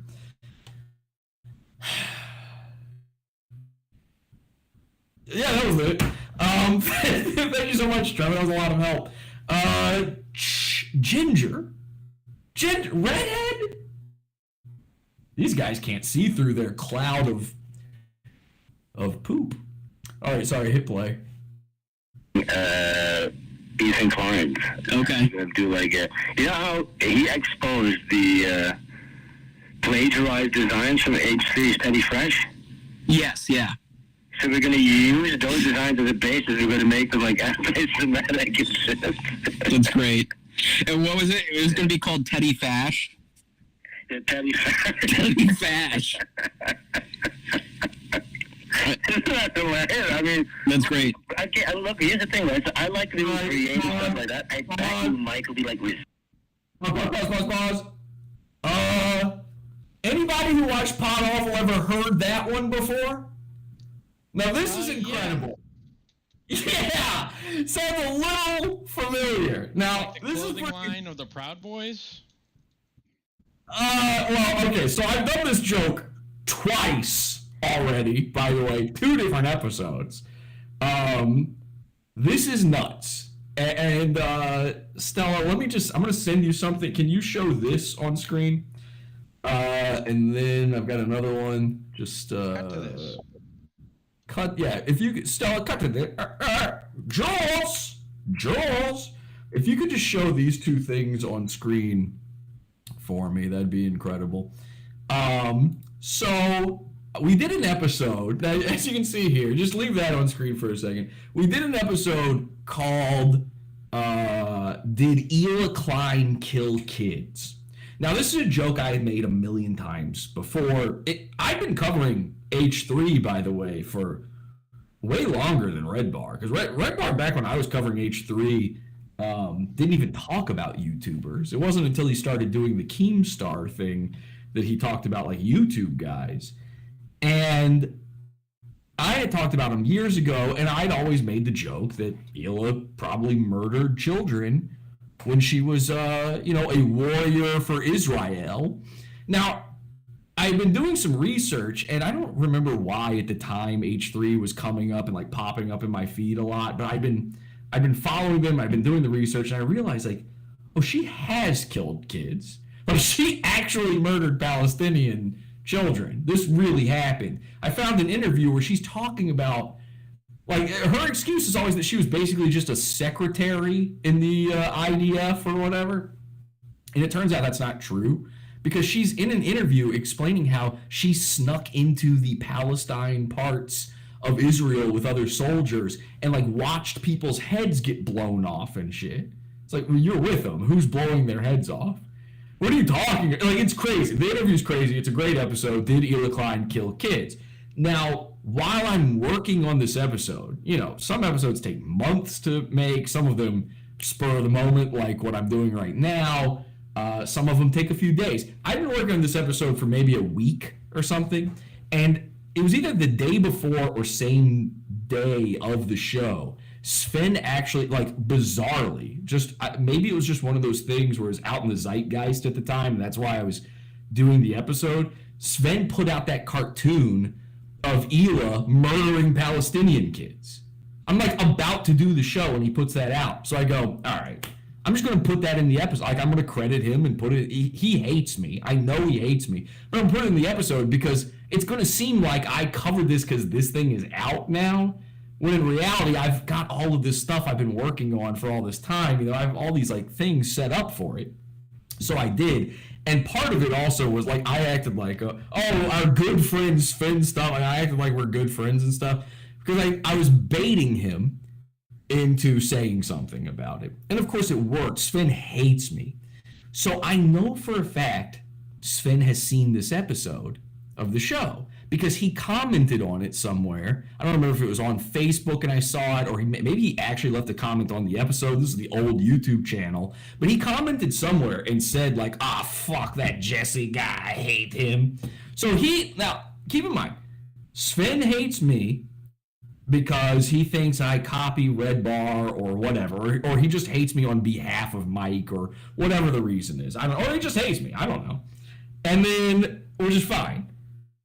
He doesn't like H3, and the reason he made fun of Vila as well. And one of the things he's talking about right now is how he's doing this clothing line where, because H3 stole copyrighted design. So they copy and they sell them through their clothing line Teddy Fresh.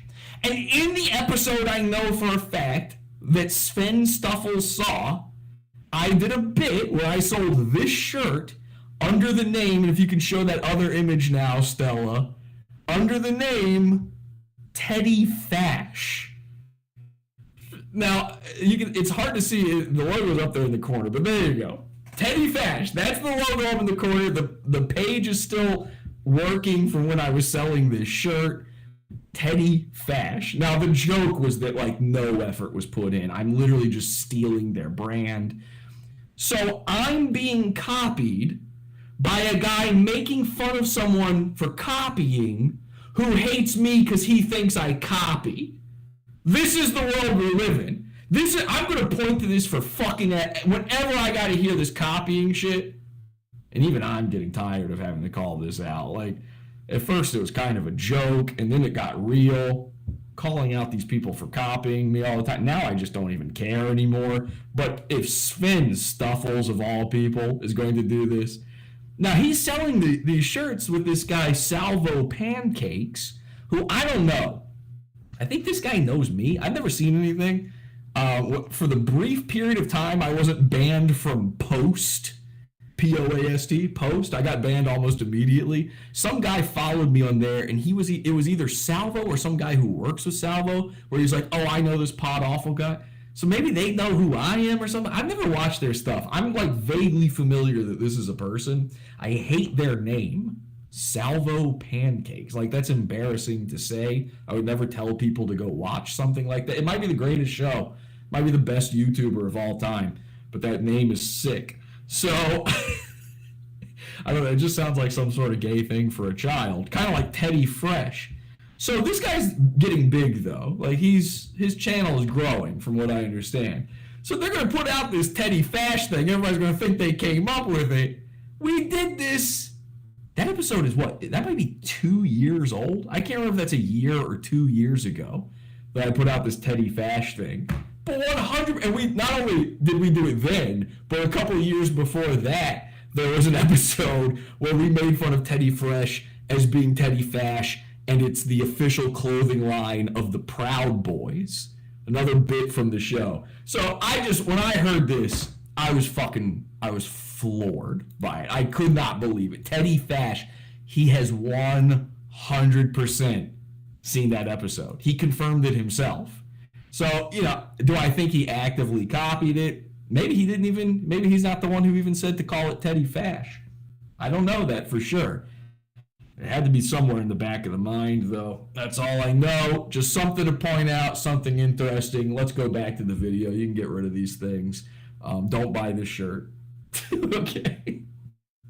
And back in the behind the scenes with this child, we're like, hey, you shouldn't be doing this with him, some shit like that, probably. Absolutely, it's gonna make Mike super jealous. I mean, isn't it disgusting that he would do that? So disgusting. And now he's already trying to also work with Salvo. Like Salvo's doing the live Def Noodles roast. He's flying out on Thursday and going to be there live. Like now, Mike injected himself into that and like. Oh wait, Mike made it seem to me like that was him. He paid for Salvo's plane tickets too or something. Oh really? I didn't know that, but yeah, you probably know more than me. I think so. But he's already trying to like. But this is going to make him turn on Salvo. And Salvo covered the first roast, so Mike is just like jumping on it, you know? Yeah. Yeah. He's gonna turn on Salvo too. For sure. He turns on everybody. Yeah, I think the reason Mike hasn't fully turned on me yet is because I know too much. Exactly. You know what I'm saying? Yeah. And I think he's always been afraid too. Like he just sort of used me in a Talmudic way, especially as he started to become bigger and bigger and bigger, as like a lightning rod, how do you call that? Like for like the anti-Semitism. Like, no, look, I got this guy. How could I be a Jew? Yeah. Why would I feature this guy on my show? I like that as a barrier for like the internet. That's very funny. Like we've called out people. Like we used to call out this guy Tristan Starchild for he had this mascot sidekick black old man called Uncle Bill that he would just carry around with him so that he could get away with being a white rapper. You've seen people do that a million times, like have a black guy so that they can go like, see, it's okay that I say the things that I say. I've done that. Everybody does that. I don't think I've ever seen it before where a Jewish guy has been like, how could I be Jewish? I'm friends with an anti-Semite. That's a wild accusation from Sven. I'm also getting some messages from Lossless, and he's saying that where is it? He says also you're already right. The entire Redbar Discord was an immediate barrage of saying Sven is gay, posting his Instagram photos, calling him a soy boy, and saying his drawings suck, and that he was never funny. Sven has always been the same guy the entire time, and that's true. These guys used to love Sven, now they're gonna hate him. And one of my greatest pleasures in all of this, there's a guy who is posted in there right now. He's commented about me, saying Jesse is acting like he was finally able to get one up on the schoolyard bully. Poor guy has been hurt by Mike. Now, ridiculous claim to make. I've had a million up on Mike like a million times. But let's pretend that was true for a second. Let's go ahead and assume that I was bullied and that I'm hurt by Mike, and he's the schoolyard bully. If you found out the schoolyard bully was pooping in his diaper and he wore a diaper-wipey poo-poo head, he's no longer the schoolyard bully. He's the guy getting sand kicked in his eyes for the rest of eternity. So that would be, of course, that would be an amazing moment. That would be the greatest. Not what's happening here.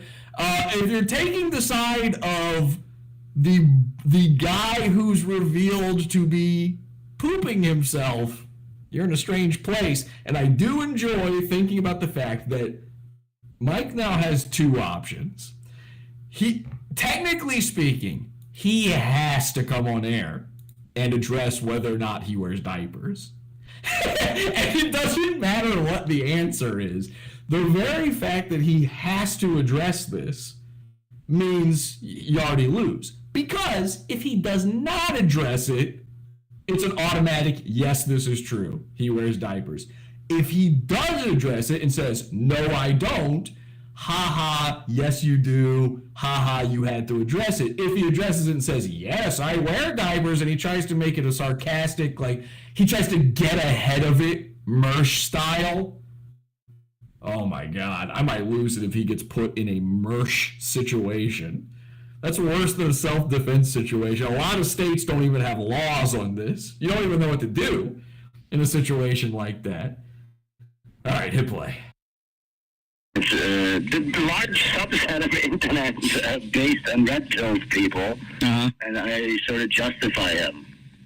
Right. And I actually expect this, by the way, because I'm telling you, I'm seeing very big names that are too big to talk about it. This Owen Benjamin, Adam Greeny and what I'm doing, where we're just naming them and we're naming the Jew, because I'm sick of it. I'm not gonna fucking pretend that I can't criticize a Jew, okay? I'm fucking sick of it.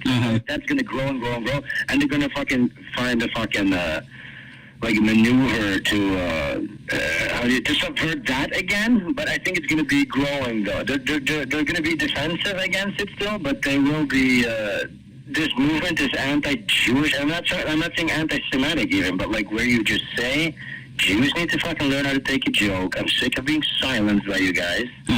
Fuck you. And it's Jews that are doing the censorship that needs to be just said out loud. For sure. No longer do we need to be working with like talk whistly type of shit. I'm sick of that. Yeah, absolutely. And I honestly think that's very important. And but that's what's been on my mind. And that's what I kept being brought up as I got more drunk, you know what I'm saying? Yeah. And then after like a rewatch, I watched some of those tense moments. Then it like dawned on me that you were also targeting, like throwing it to him. Like, I will not be silenced, Mike. It will not be. I saw what you did. You can leave. You can put Lenny's thing on. That's fine. Go ahead. You Talmudic subversions. I didn't know I was doing that. Yeah, you have to. If you don't remember the second half, you have to go back and watch. I mean, I'd be too uncomfortable. It's very uncomfortable. I would understand that, but yeah, you basically said that at the end, like, I will not allow you, Mike, to treat me like this in your Talmudic subversion way. If us, silence do good in chat says, I don't get how you think the bully is owned by making fun of a guy with an autoimmune disease so bad he needs a diaper. Just makes you look bad. I don't need you to get that. That's fine. I would hope that most people don't get that. But for those of us who do, sorry, we're laughing at a grown man in a diaper. Now, if you want to believe the autoimmune disease thing, okay. I assume you believe it about Steven Crowder as well. I assume you believe it about Mr. Medicare as well, and all of these other people with their fake gay woman's diseases on the internet. I assume you believe it for everybody. I assume you believe I really have Crowder-David's disease then, and you must feel bad for me. What if I told you that actually the reason you don't like me is because of a disease I have, and I can't help it?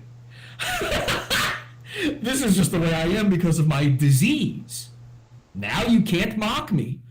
Sorry, I'm now above criticism because I have a disease. Listen, if the guy was rolling around, Captain Pike style, unable to move, tube coming out of his neck, crapping into a diaper, yeah, that's not funny. If he was Christopher Reeve style thrown off of a horse, sure, I'm probably not going to laugh. Christopher Reeve didn't spend most of his time with a tube coming out of his neck going, look at this big fat guy, while pointing at a screen though either. It's kind of different. It's sort of a situational thing. You see what I'm saying? But again, I'm going from, like, I've met Mike, I've met him in real life. I looked down upon him and I saw him for what he is. And so I'm picturing the guy I met standing in front of me and then like thinking, oh wait, he's got a diaper on. To me, that's crazy. Me personally, that's crazy. Imagine you were a kid, let's say, and you found out one of your teachers had a diaper. Now, for all you know, they have some sort of horrible bowel disease. But if you found out your teacher had a diaper, you'd probably be snickering behind their back going, haha, you got a diaper. If you found out some little kid, I don't know if you're a parent or not, probably not. I'm gonna guess no. But I want a divorced dad energy in chat right now. But I'm gonna guess no. If you do have a kid though, imagine your kid goes to like a daycare or something, and by daycare I don't mean for like a little kid. I mean like you got a 5-6 year old. You need something after school. And you found out that one of their friends wears a diaper. He's like a grown kid, like he's 6. He's still wearing a diaper. You probably laugh at that kid. Now that kid's probably got something wrong with him. He's probably got nightmares or terrors or whatever. He's wetting the bed, but it's funny. It's funny. I'm sorry. I grew up in a house where my friend whose name is Michael, he was a bedwetter, and he'd come over. We were little kids. He'd come over. He'd spend the night at my house. And one time, he wet the bed while at my place. We had a pull-out couch. He pissed all over it. And it was huge. The stain was huge. My parents laughed at him. Sorry, it's just the way I was raised. I can't help it. We still make fun of him for this. We say it was the size of Montana. That has been said for so many years it should be criminal. I believe my dad joked that the piss stain on that bed was larger than the bed itself. That's not even physically possible. And again, we're talking about a child. And a child who probably was wetting the bed because his home life wasn't so great.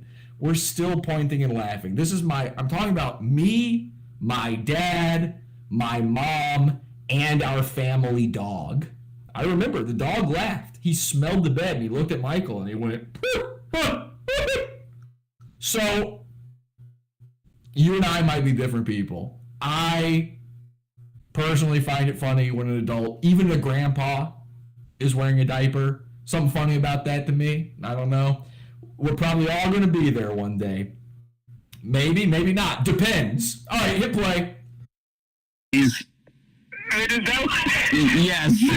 Yes. So you did say it straight up to his face. By the way, he had it fucking coming then, right? He did. Like, retribution for what he did to me in the beginning. Absolutely. Right? Yeah, you're right. Thinking back, it was uncomfortable as soon as the cameras went on. Yeah, he was mega uncomfortable, and therefore I got uncomfortable, honestly. Like, I wasn't having fun in the beginning. Well, yeah. I was like, okay, I'm going to stern show I need to behave. Sorry, I see there's a follow-up. He replied to somebody else, so I didn't see this. But he says, Silence Do Good says, I'm not saying it's not okay to make fun of. Who cares? It's just not the own Jesse thinks it is and makes him look dumb and hurt. Now, these are ridiculous claims. Dumb and hurt. It makes you look dumb and hurt for commenting that. What if I said that? A lot of us would actually believe that, think that. We think you're hurt and dumb on behalf of another man. It's actually more strange. It's normal and natural to laugh at a man when he's down. I mean, sorry, it is, especially a man who puts himself out there. A public figure. You probably laughed at the foibles and horrible things that have happened to celebrities and politicians. I see no difference in laughing at some YouTube man. Me personally. That's just me personally. I'm only addressing this because I feel like you probably are not, you're not like that other guy, what's that guy's name, Francis, who's in here like desperate, I gotta protect Mike. I don't feel like that's the energy coming from you. That's why I'm addressing you on this one. Yes, I think it's funny. I just think it's funny. I don't think it's an own. I don't think it's an own any more than, Mike probably thinks it doesn't think it's an own when he, I'm trying to think of something from his show. Patrick Melton. When he says Patrick Melton, his facial hair are blades. I don't even know what that means. I've never understood that joke. I don't think he thinks it's an own. I think he thinks it's silly, right? These are just silly. I'm an internet man. He's an internet man. And we are all, right now, together here, filling our time at very odd hours with very strange setups with internet nonsense. This is all just nonsense. I think what I'm having trouble with here, and the only reason I'm addressing this at all, I find it bizarre to even have anyone say anything about this. It's like, it's unreal to me that anyone has a problem with this. And I think it comes from, I have this this knee-jerk reaction to where people draw their lines. I'm never drawing a line. people always think like, oh, Jesse thinks he's stepping. I've heard people say it. Like, people have said this to me, have said it in this chat room. Where like, oh, Jesse thinks he's being edgy. He thinks he's stepping over the line. And the reality is, I don't see a line. I am shocked when you guys do. And what you're reminding me of right now, and why it's so bizarre to me, is it reminds me of when someone's like, oh, you can't make fun of his wife. You can't make fun of their kids. They try to draw the line there. They try to draw the line at IRL. And this is a new one to me. I've heard those forever. That has always been on the internet. I've never agreed with those. I think everything's up for grabs. Making fun of is up for grabs. Whatever's going to hurt the person's feelings or make you laugh harder, whichever one comes first. I think they're all up for grabs. But a new one to me is this thing where, like, a guy is sick in real life. You can't make fun of him. I'm sorry. If you found out he had AIDS, are we on the same page? You see what I'm saying? If we discover tomorrow, like, it's leaked online, the man's got AIDS. It actually says on the paper, the doctor wrote out full-blown AIDS. Now, we've had that happen with another goon before, by the way. We did a whole episode on it. You want to know the name of that episode? It's called Full-Blown AIDS. I mean, to me, it's a discovery. It's a big one. It's funny. And for some reason, every internet man is sick at the moment. That's the other thing, is like there's this bizarre thing where everybody is sick. Everybody, and including me. Like, when I'm saying I'm sick, I really am. I don't have... You have full-blown AIDS, yeah. I don't have full-blown AIDS. I'm not wearing a diaper right now.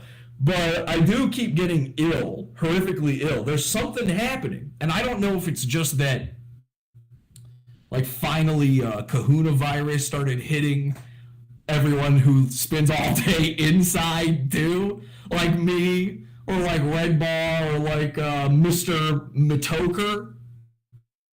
But there is this thing going around where all of these people are, like, mysteriously ill. And that's funny to me. Just that alone is funny to me. So I think when I see somebody trying to draw that line on behalf of another man, to me, it seems so arbitrary where that line is. Like, why? What are you talking about? If he had monkeypox, you'd be dying. You'd be dying. In fact, actually, forget him having it. If the guy you don't like, the guy he makes fun of, whoever it is, I honestly don't know who this guy is. I don't know if he's a Redbar guy. He might be maybe he watches Pod Awful. I don't know who this dude is. Whoever you don't like, if you found out tomorrow they had the funny disease, whatever it is to you today, you'd be laughing. I don't know. I find out a guy wears a diaper. Maybe we're breaking this down a little too much. I apologize for the audio. This was explained at the beginning of the stream. I keep seeing people talk about the audio. I don't have a microphone or anything right now. Nothing is set up. You have no idea what I'm attempting to do to change all of my studio stuff. So it's all I'm going to say for now. You'll see it when you see it. It'll be different. The difference is I get sick or things are changing. I don't just disappear for a year. You don't have to give it a year. Here we are still doing shows, even with no equipment. I barely have internet, and we're still doing a show. If I was wearing a diaper, I feel like if you got a diaper, you have a problem taken care of. You could probably get up and do a show. You don't even have to, like, 8 hours sitting there in a diaper. You never have to get up. That's got to be pretty easy. Could you wear a diaper on the next episode?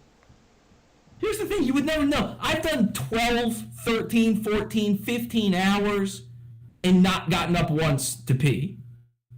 I've never gotten up to shit during that. Now, every once in a while, suddenly a man... Maybe he moans in agony when he shits and he's dying. A man needs to make a log. Sometimes nature calls, you can't help it. But I've done long streams without having to get up to poop, but not because I'm wearing a diaper. You would never know if I started wearing a diaper or not. Here's the problem. They shouldn't have told Sven. I don't care how close a friend you have. The diaper stays a secret. I would keep it a secret from my wife.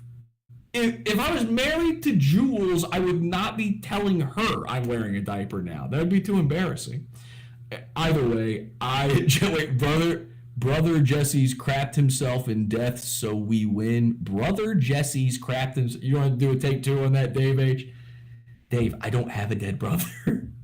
you gotta stop falling for the April Fool's prank this late in the game. Are people still falling for that? Yes.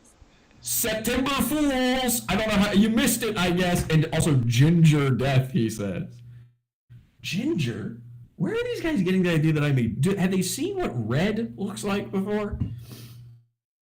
Anyway, all right. There's a lot of people making a lot of fart sounds in chat right now. So I've completely missed whatever Silence's response to any of this might have been. He said, "I didn't say there was a line. Your comprehension is sad.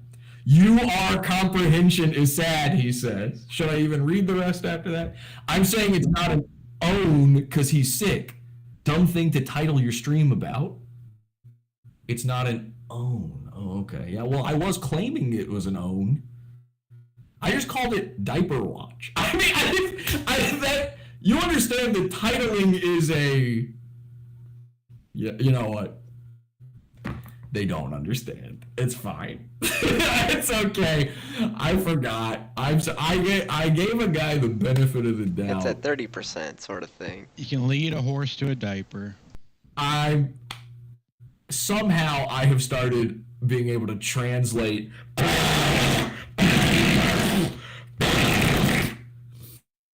You roll around and shit too much, you get a little dirty yourself. All right, hit play. Sorry. Yeah, you're in front of the principal. I mean, so my take on it is like, you know how much he makes fun of Joe Rogan being, you know, a no fun, you know, he gets mad when someone drinks in front of him. He did the exact same thing. Like, he's asking you to fix your mic. Like, put your mic to your face. Yeah, he yells at me too, right? Like, fix your mic, and then he corrects himself. All right, just kidding. It's a joke. He can't pour a beer. Like, did you see all those suds? And, like, he just can't laugh at himself. Man, he just never poured a beer. That was pretty fucking embarrassing to watch that pour. I was like, ooh. I know Mike's not a beer drinker, but, like, you're 40. Like, how do you not know how to pour a beer into a glass? Yeah, you must have been just by osmosis have learned how to pour. But that's the thing. He hasn't had any friends ever. Yeah. He doesn't go out to drink with friends or do anything. Yeah. All his knowledge comes from YouTube. Like, how can you be this commentator on the culture when your entire inner hard drive, your operating system is created by that same culture? You are a product of it. You can't criticize something from the inside. Right. I mean, to unironically watch like stuff like Red Scare is just beyond me. That's something my ex-girlfriend used to date a chick from Brooklyn for like 2.5 years. Uh-huh. And she was into that. She was into Red Scare. Yeah. I've never heard a fucking second of it, by the way, but she would talk about it. It's like, I see Dasha's dumb cunt face. I'm like, okay, cool. You go listen to your woman bullshit. Yeah, I mean, it's women bullshit, it's lefty bullshit, it's like a communism. It's like, Wait, is that what it is? Because Mike actually said in the car, the only thing I listened to is, and he mentioned Red Scare and another thing. And he said the girls of he said Red Scare is basically Redbar. That's what he said. Really? I mean, I've never watched it, but yeah, it's like along the same lines as Chapo, Trap House, like those guys, they're like DSA. I don't know what that is either. Okay, so like, I don't know, it's sort of in the same vein as Cumtown, but if you would think like Cumtown's sort of on the right, Chapo Trap House is like a sister podcast, but they're all DSA Brooklyn people, so Red Scare isn't that same. It's a communist podcast. It's, you know, lefties listen to it, socialists. I gotcha. Yeah. I mean, I get, you know, it sort of runs in their blood, huh? Exactly. Exactly. So that's why. I want to be clear here. I don't know if there's any mods in chat or anything. We are not banning any of these people. We're not timing them out. I want these comments, okay? Okay, it looks so. They don't realize how bad it looks.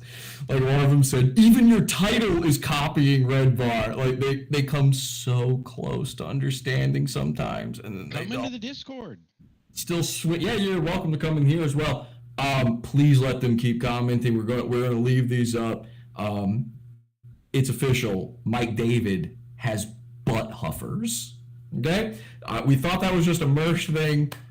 We welcome the Redbar butt huffers. Enjoy his fumes. Let us know about his aromas. With each new comment, a new bouquet of his scents.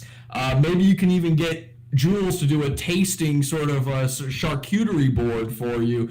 Get a little, find out every little peanut and corn nugget that happens inside of his Pampers. We love to hear it. Please keep it coming. Hit play. Probably judge with that shit. Well, get some of the dissidents to join our Discord. Okay. Here's the thing. When it comes to something like this, don't throw any first punches because you're not going to look sympathetic. Just be calm, collected, and see what happens. Yeah? And then we can go from there. Yeah, I mean, yeah, you don't want to throw the first punch, but like definitely, I don't know. I'm not going to, far be it from me to tell you what.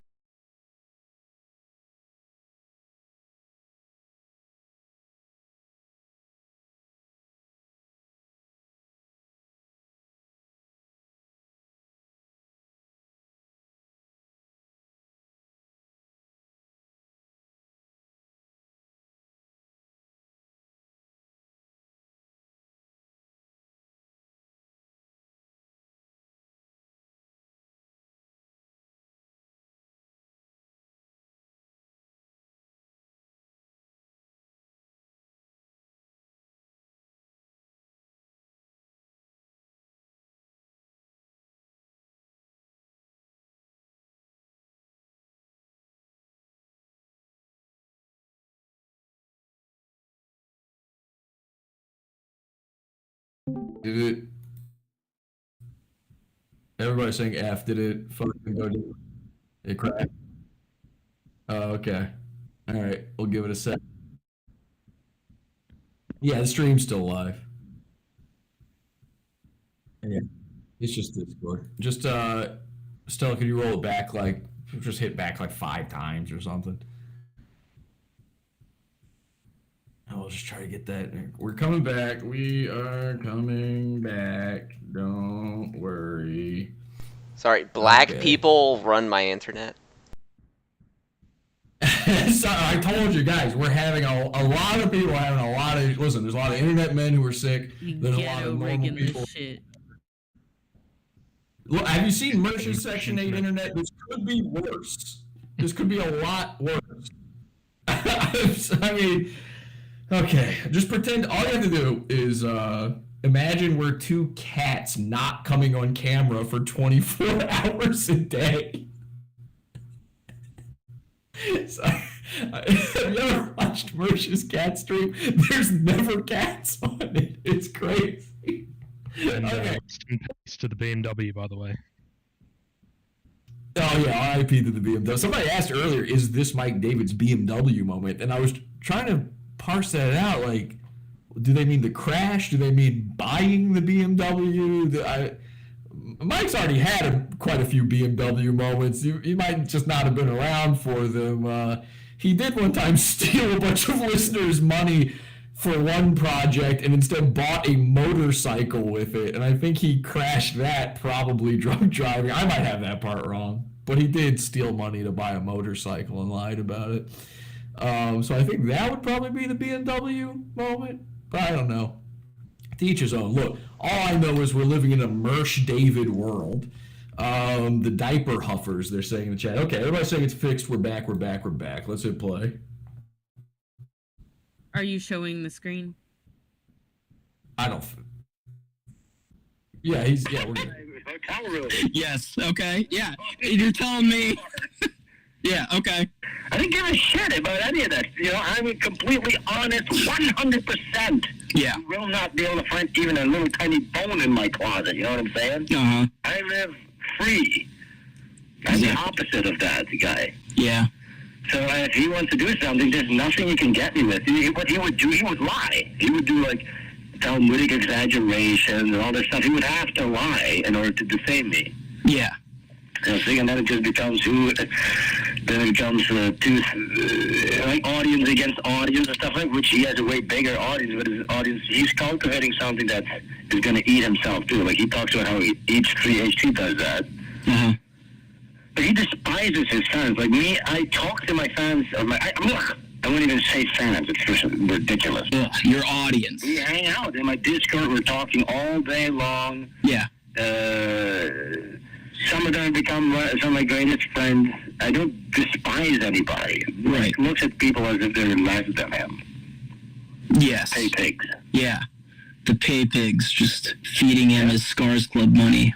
I think the big change of like the feel of the show is like he doesn't read the chat. Like I get that it's big and maybe it's moving too fast, but like that kind of made it fun and an interactive show. I guess he's got, Jules for that now for the most part, which is fine, but like but he wouldn't let her speak. Exactly, yeah. He controls her narrative. Like she can't even speak on the mic unless spoken to. I mean, that's the thing, like, he is embarrassed to have a girl co-host. Like, she's not allowed to show her face. Uh-huh. So he is embarrassed by that. But at the same time, he needs her, right?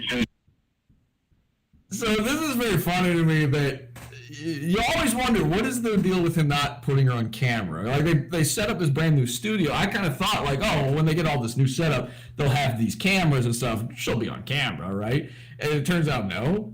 He's got all of this, like, extra room on the stage. I didn't know what to call it. I was going to say stage because there's fucking instruments there. It's such a bizarre studio, but they've got all this extra room. You'd think they'd put her over there where you can see her. And then no, and it turns out that it's because he somehow wants to keep it from you that she's a girl. Does that mean he thinks her voice doesn't sound like a lady? Because does that explain the vocal fry? Actually, I'm a guy. Oh, there are a lot of transes that sound that way. Do we need to run a transvestigation? Is there a reason Jules looks so much like, and I hate to say this, Shalyn. Me? No, wait, what? Shalyn? Oh, yeah. Oh, Shalyn talks like that? Yeah, that's true. Oh, my God, guys. Listen, it's not just me. A lot of people have said that Jules seems to resemble me, which is kind of creepy if you think about it. Like, Mike knew me before Jules. Did he go seeking out a female Jessie? Like, what is going on? What is the mindset? You could have asked. Again, I would say no, because then now I'm afraid you'd try to fuck me or something. I don't know. Anyway, I just think it's very, very funny that she just doesn't. He hides that she's a lady by not putting her on camera. What an interesting thing. And from what I understand, because again, I don't know the Opie and Anthony world, really, but like Ryan shares things with me and stuff like that. And I have seen these compilations where they go after the other radio shows, and apparently they call, everybody knows this but me, I don't know why I'm saying this like no one knows, I don't know this, they call the female sidekicks or co-hosts from other radio shows the Hole. You ever heard of that? The Hole? Yes. It's a funny name, and it's obvious, like they're a lady, they've got holes, but also because they're like a black hole of comedy. Every time the host says something funny, they're like, oh my God, Steve, come on. So my guess is, because his show is just him doing his own little homegrown Opie and Anthony. It's all of these shows are just fucking Opie and Anthony alikes, copy and Anthony's. I guess it's his way of trying to avoid that, of trying not to be made fun of. When you're trying to groom an audience of former O&A fans to the point that you literally join Anthony Cumia's podcast network, you probably want to hide the fact that you have a lady on your show. It's very funny. Hip late. Yeah. There's another fucking rotten foundation there.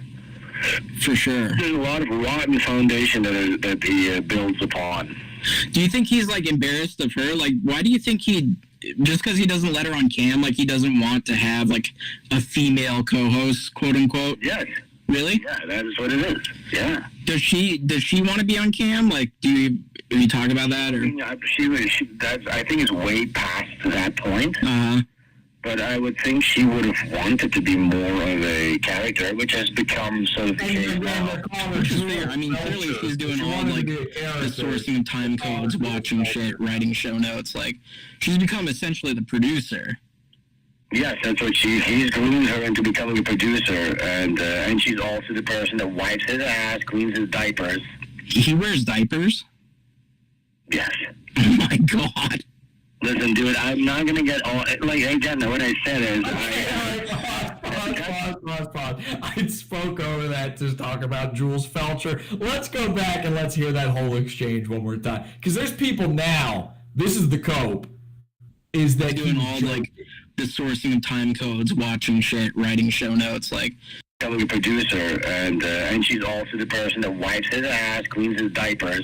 He wears diapers? Yes. Oh my god. Listen, dude, I'm not gonna get all like again. What I said is, I have. That's the thing. You have. I can go. You know.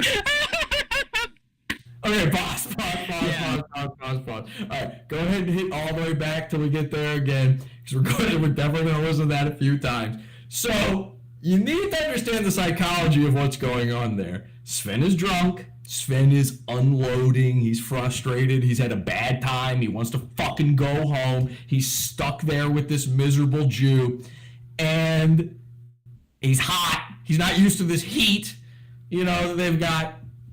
And he forgot. It's like we're 51 minutes in to this conversation with a stranger who basically mentally hacked his way into having this conversation. And Sven is now comfortable. He's feeling himself. He's enjoying this. He accidentally says that Mike wears a diaper. And not only that, he reveals that Jules wipes the man. Well, here's my question. Why can't Mike just do that? Why is she wiping him? Why is she changing his diaper? That is no longer. We've seen him move. The man, he's ambulatory. He can locomote. He's not even fat. Why can't he wipe his ass? He can reach. We've seen his little hands. It's very Muppet-like. It's a little bit like Swedish Chef. Like there's two arms coming up from below the desk controlling him. But as far as I can tell, he could probably get one of those sweater sleeves back there and do the wiping himself. It's something to do with the Sabbath. Something what? Do with the Sabbath. Something. Oh yeah, that makes sense. Well, no, she wouldn't be able to do it either. She's just as Abrahamic as him. And again, they're calling her Jules Felcher. Is Felcher a Semitic last name? Well, Felker is, yeah. Felcher. Now here's the thing. Over a year ago, I say he's got a crap bag. He craps himself. I say Jules has to clean him. I say that she's eating up his pooey. Turns out this is true again. Again, Jesse was right. And if a man is ambulatory, if a man is capable of movement for most of his time, and he's being wiped, and he's being changed, the man is into it. That's a sex thing. He's a cum guy. He's an adult baby diaper lover. He's into scrum. And Jules is into feces. This is all I can take away from this, is a choice has been made. This is not a situation they were forced into. This is not, again, it's not a Christopher Reeve falling off a horse. Mike drives a car. Like Mike produces a show and he's moving on it and he can drink. It hasn't stopped him from drinking or taking drugs.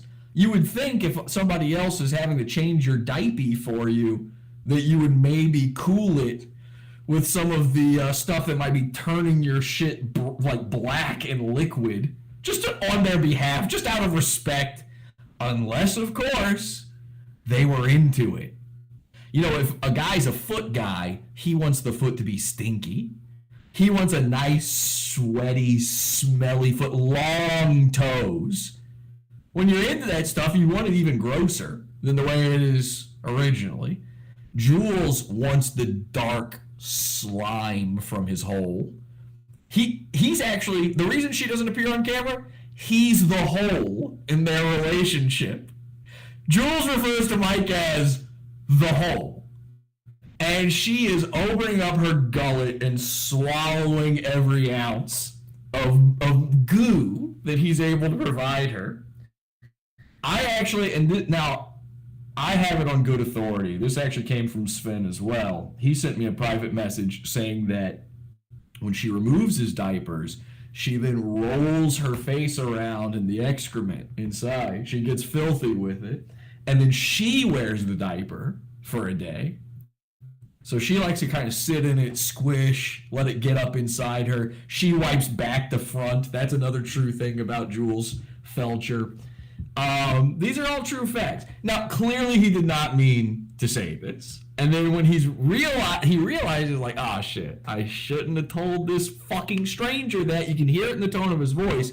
But he's also spent the past 50 minutes saying, like, dude, I'm just being honest. Like, I'm a guy who'll be honest. Like, I'll tell it like it is. That is his whole thing, is that he didn't want Mike telling him on the show that you're not allowed to say whatever you want to say. And so now he's caught out.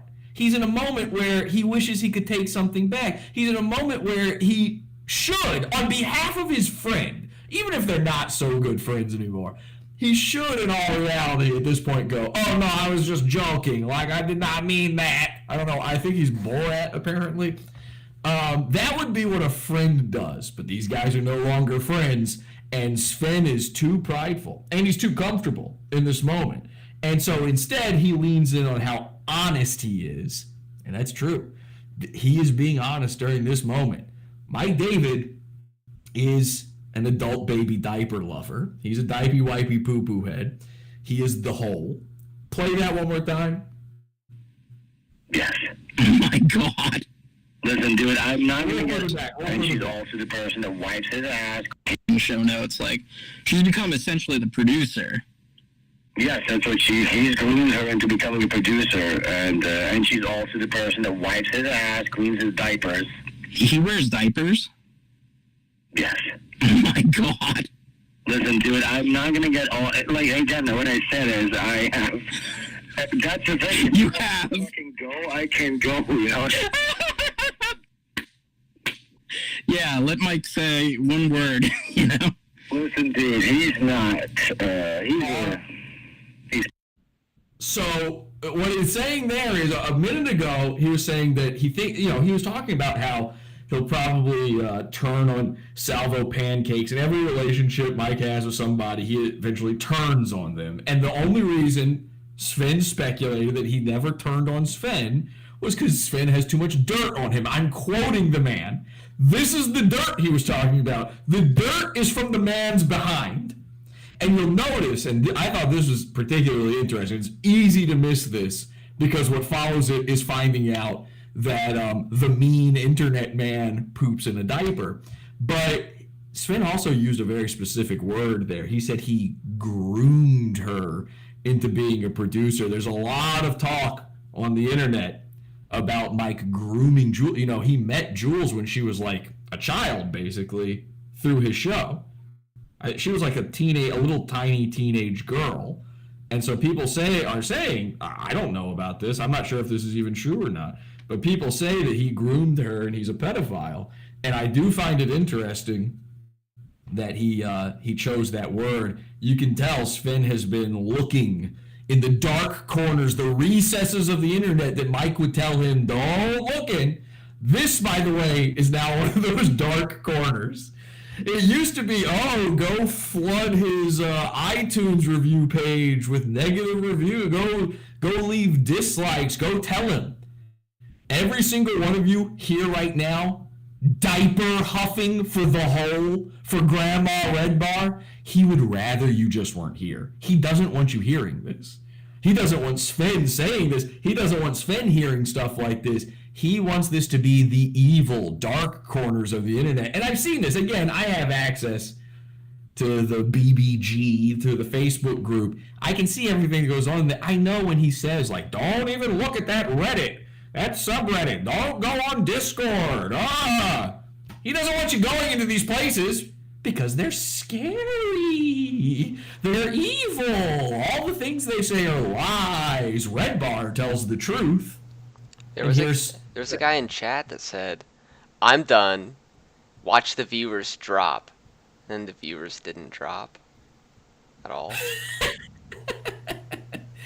Well, that's the other thing is, like, it's such a strange thing to talk about Redbar because the intersection of who likes who and what and stuff, it's one of the most complex. Like, we talk about Revenge of the Sis, and you're going to get Revenge of the Sis defenders, you're going to get haters, and a lot of the haters don't like Pod Awful, but when I do anti-merch stuff or whatever, they're like, okay, fine, I can deal with this.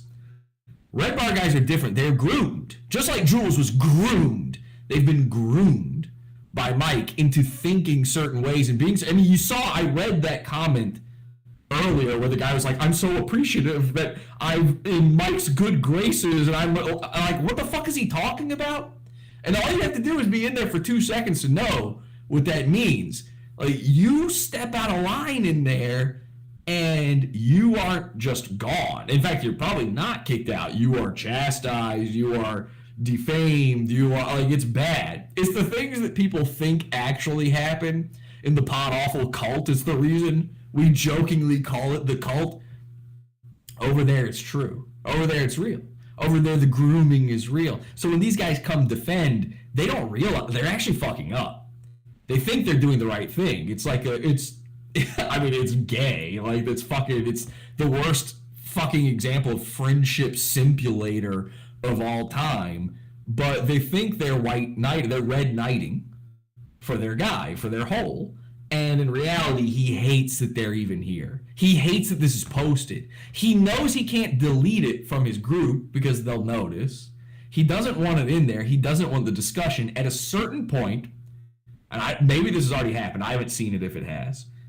At a certain point, he will comment in the thread on this YouTube video that was posted in there, and he will make some sort of halfway serious, irony poisoned kind of comment with an exclamation point where he's like, "Whoa, yikes!" You know, he says something like that, and whatever he says, I can't do it. Like, I don't know what it would be because my brain doesn't work like this. I think this is the Talmudic thing that Sven has referred to so much in this whole video.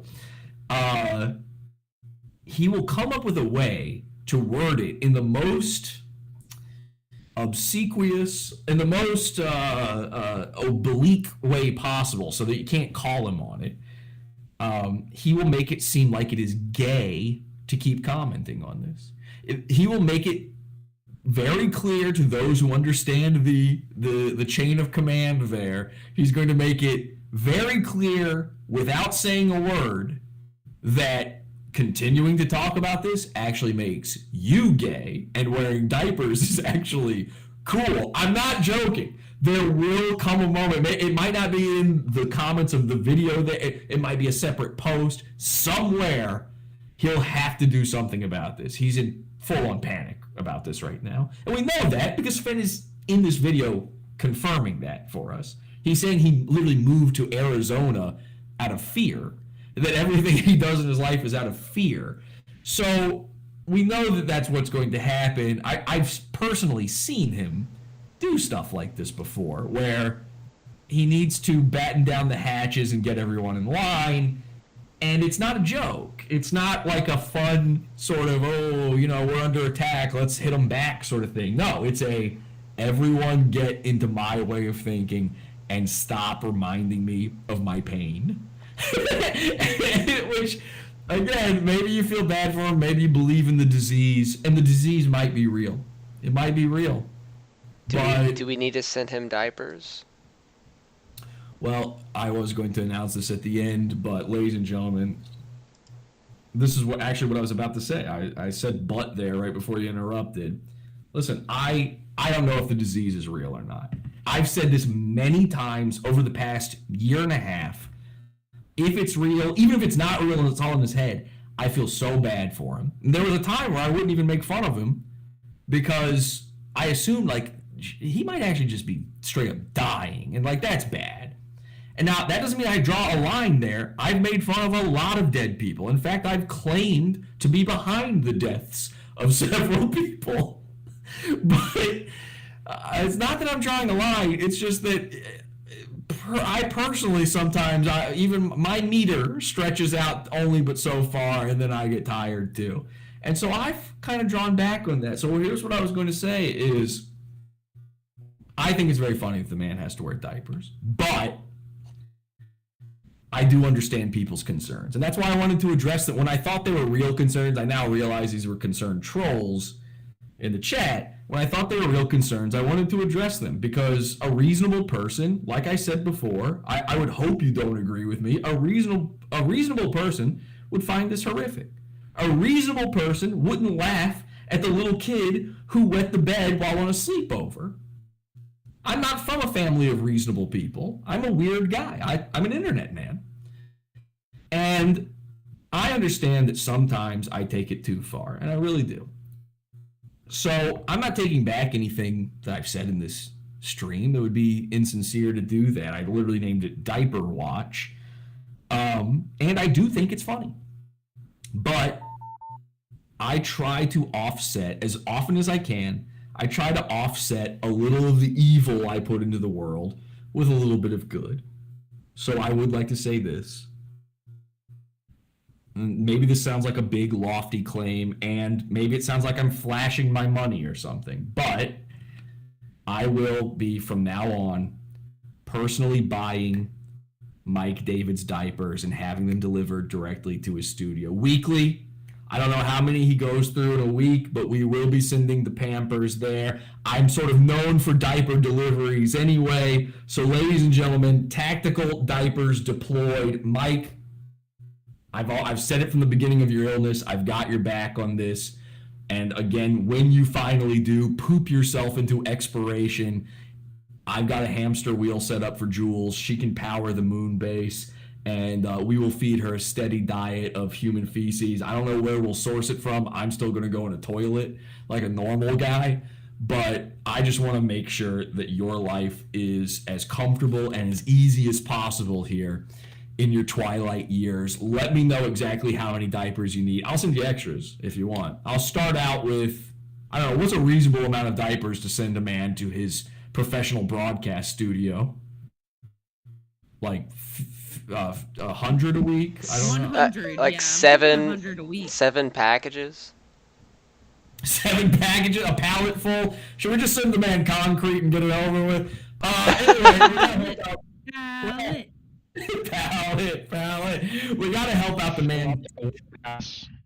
And I'm gonna ask this of you guys. I'm not looking for donations or anything. I don't want to make any money off of this, but if you would like to contribute to the Little Boy David Diaper Delivery Fund, which is now the new name of the Pizza Fund, by the way. You know how the Barney became the Scars Club?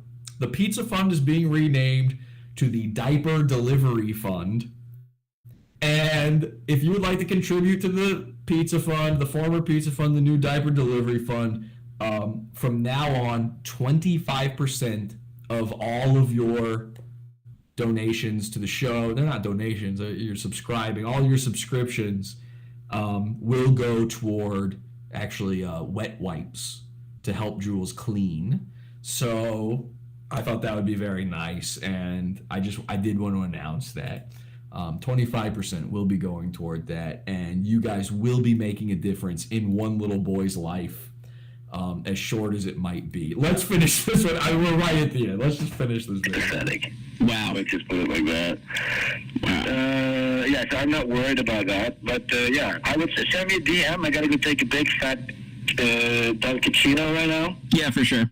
And I'll send you a Discord link. Yeah, I look forward to joining that. Definitely gonna watch the next Sven streams. All right, man. Thanks for talking to me. Have a good flight back to Netherlands. You're a good boy. Bye bye. You are too. Bye bye. Hang up this thing.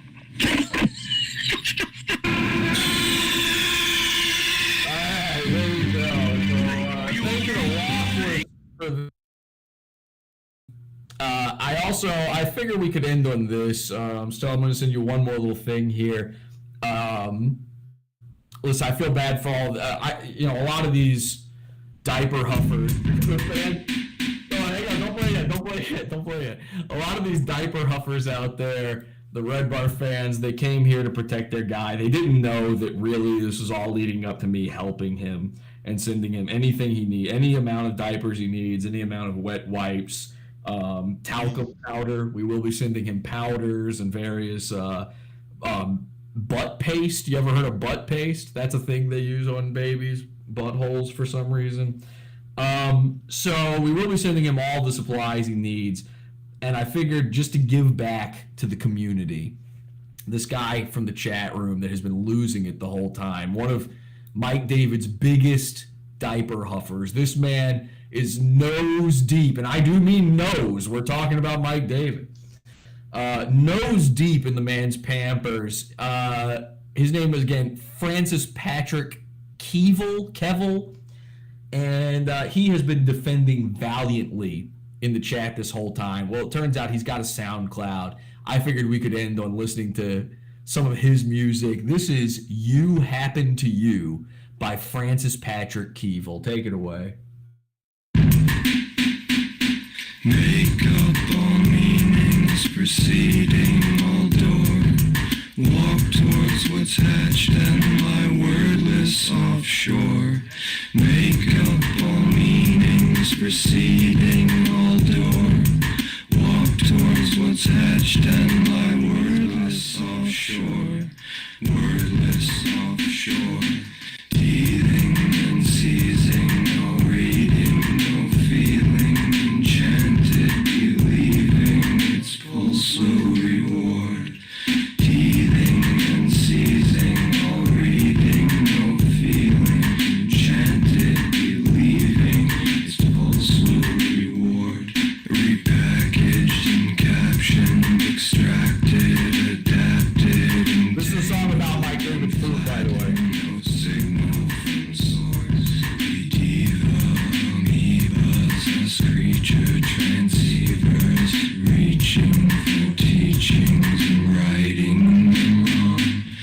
Diva, amoebas, as creature transceivers, reaching for teachings and righting them wrong. You have been, Oh, I think we get it. He's back. There you go. The show is over. We're done. Goodbye. Okay. It's over. Sorry. We'll go back to doing shows when I can. Oh, Alright. hold on. Let me call Francis real quick. Right. Join the call. Podawful.com/Discord and join the website, podawful.com. Plenty of free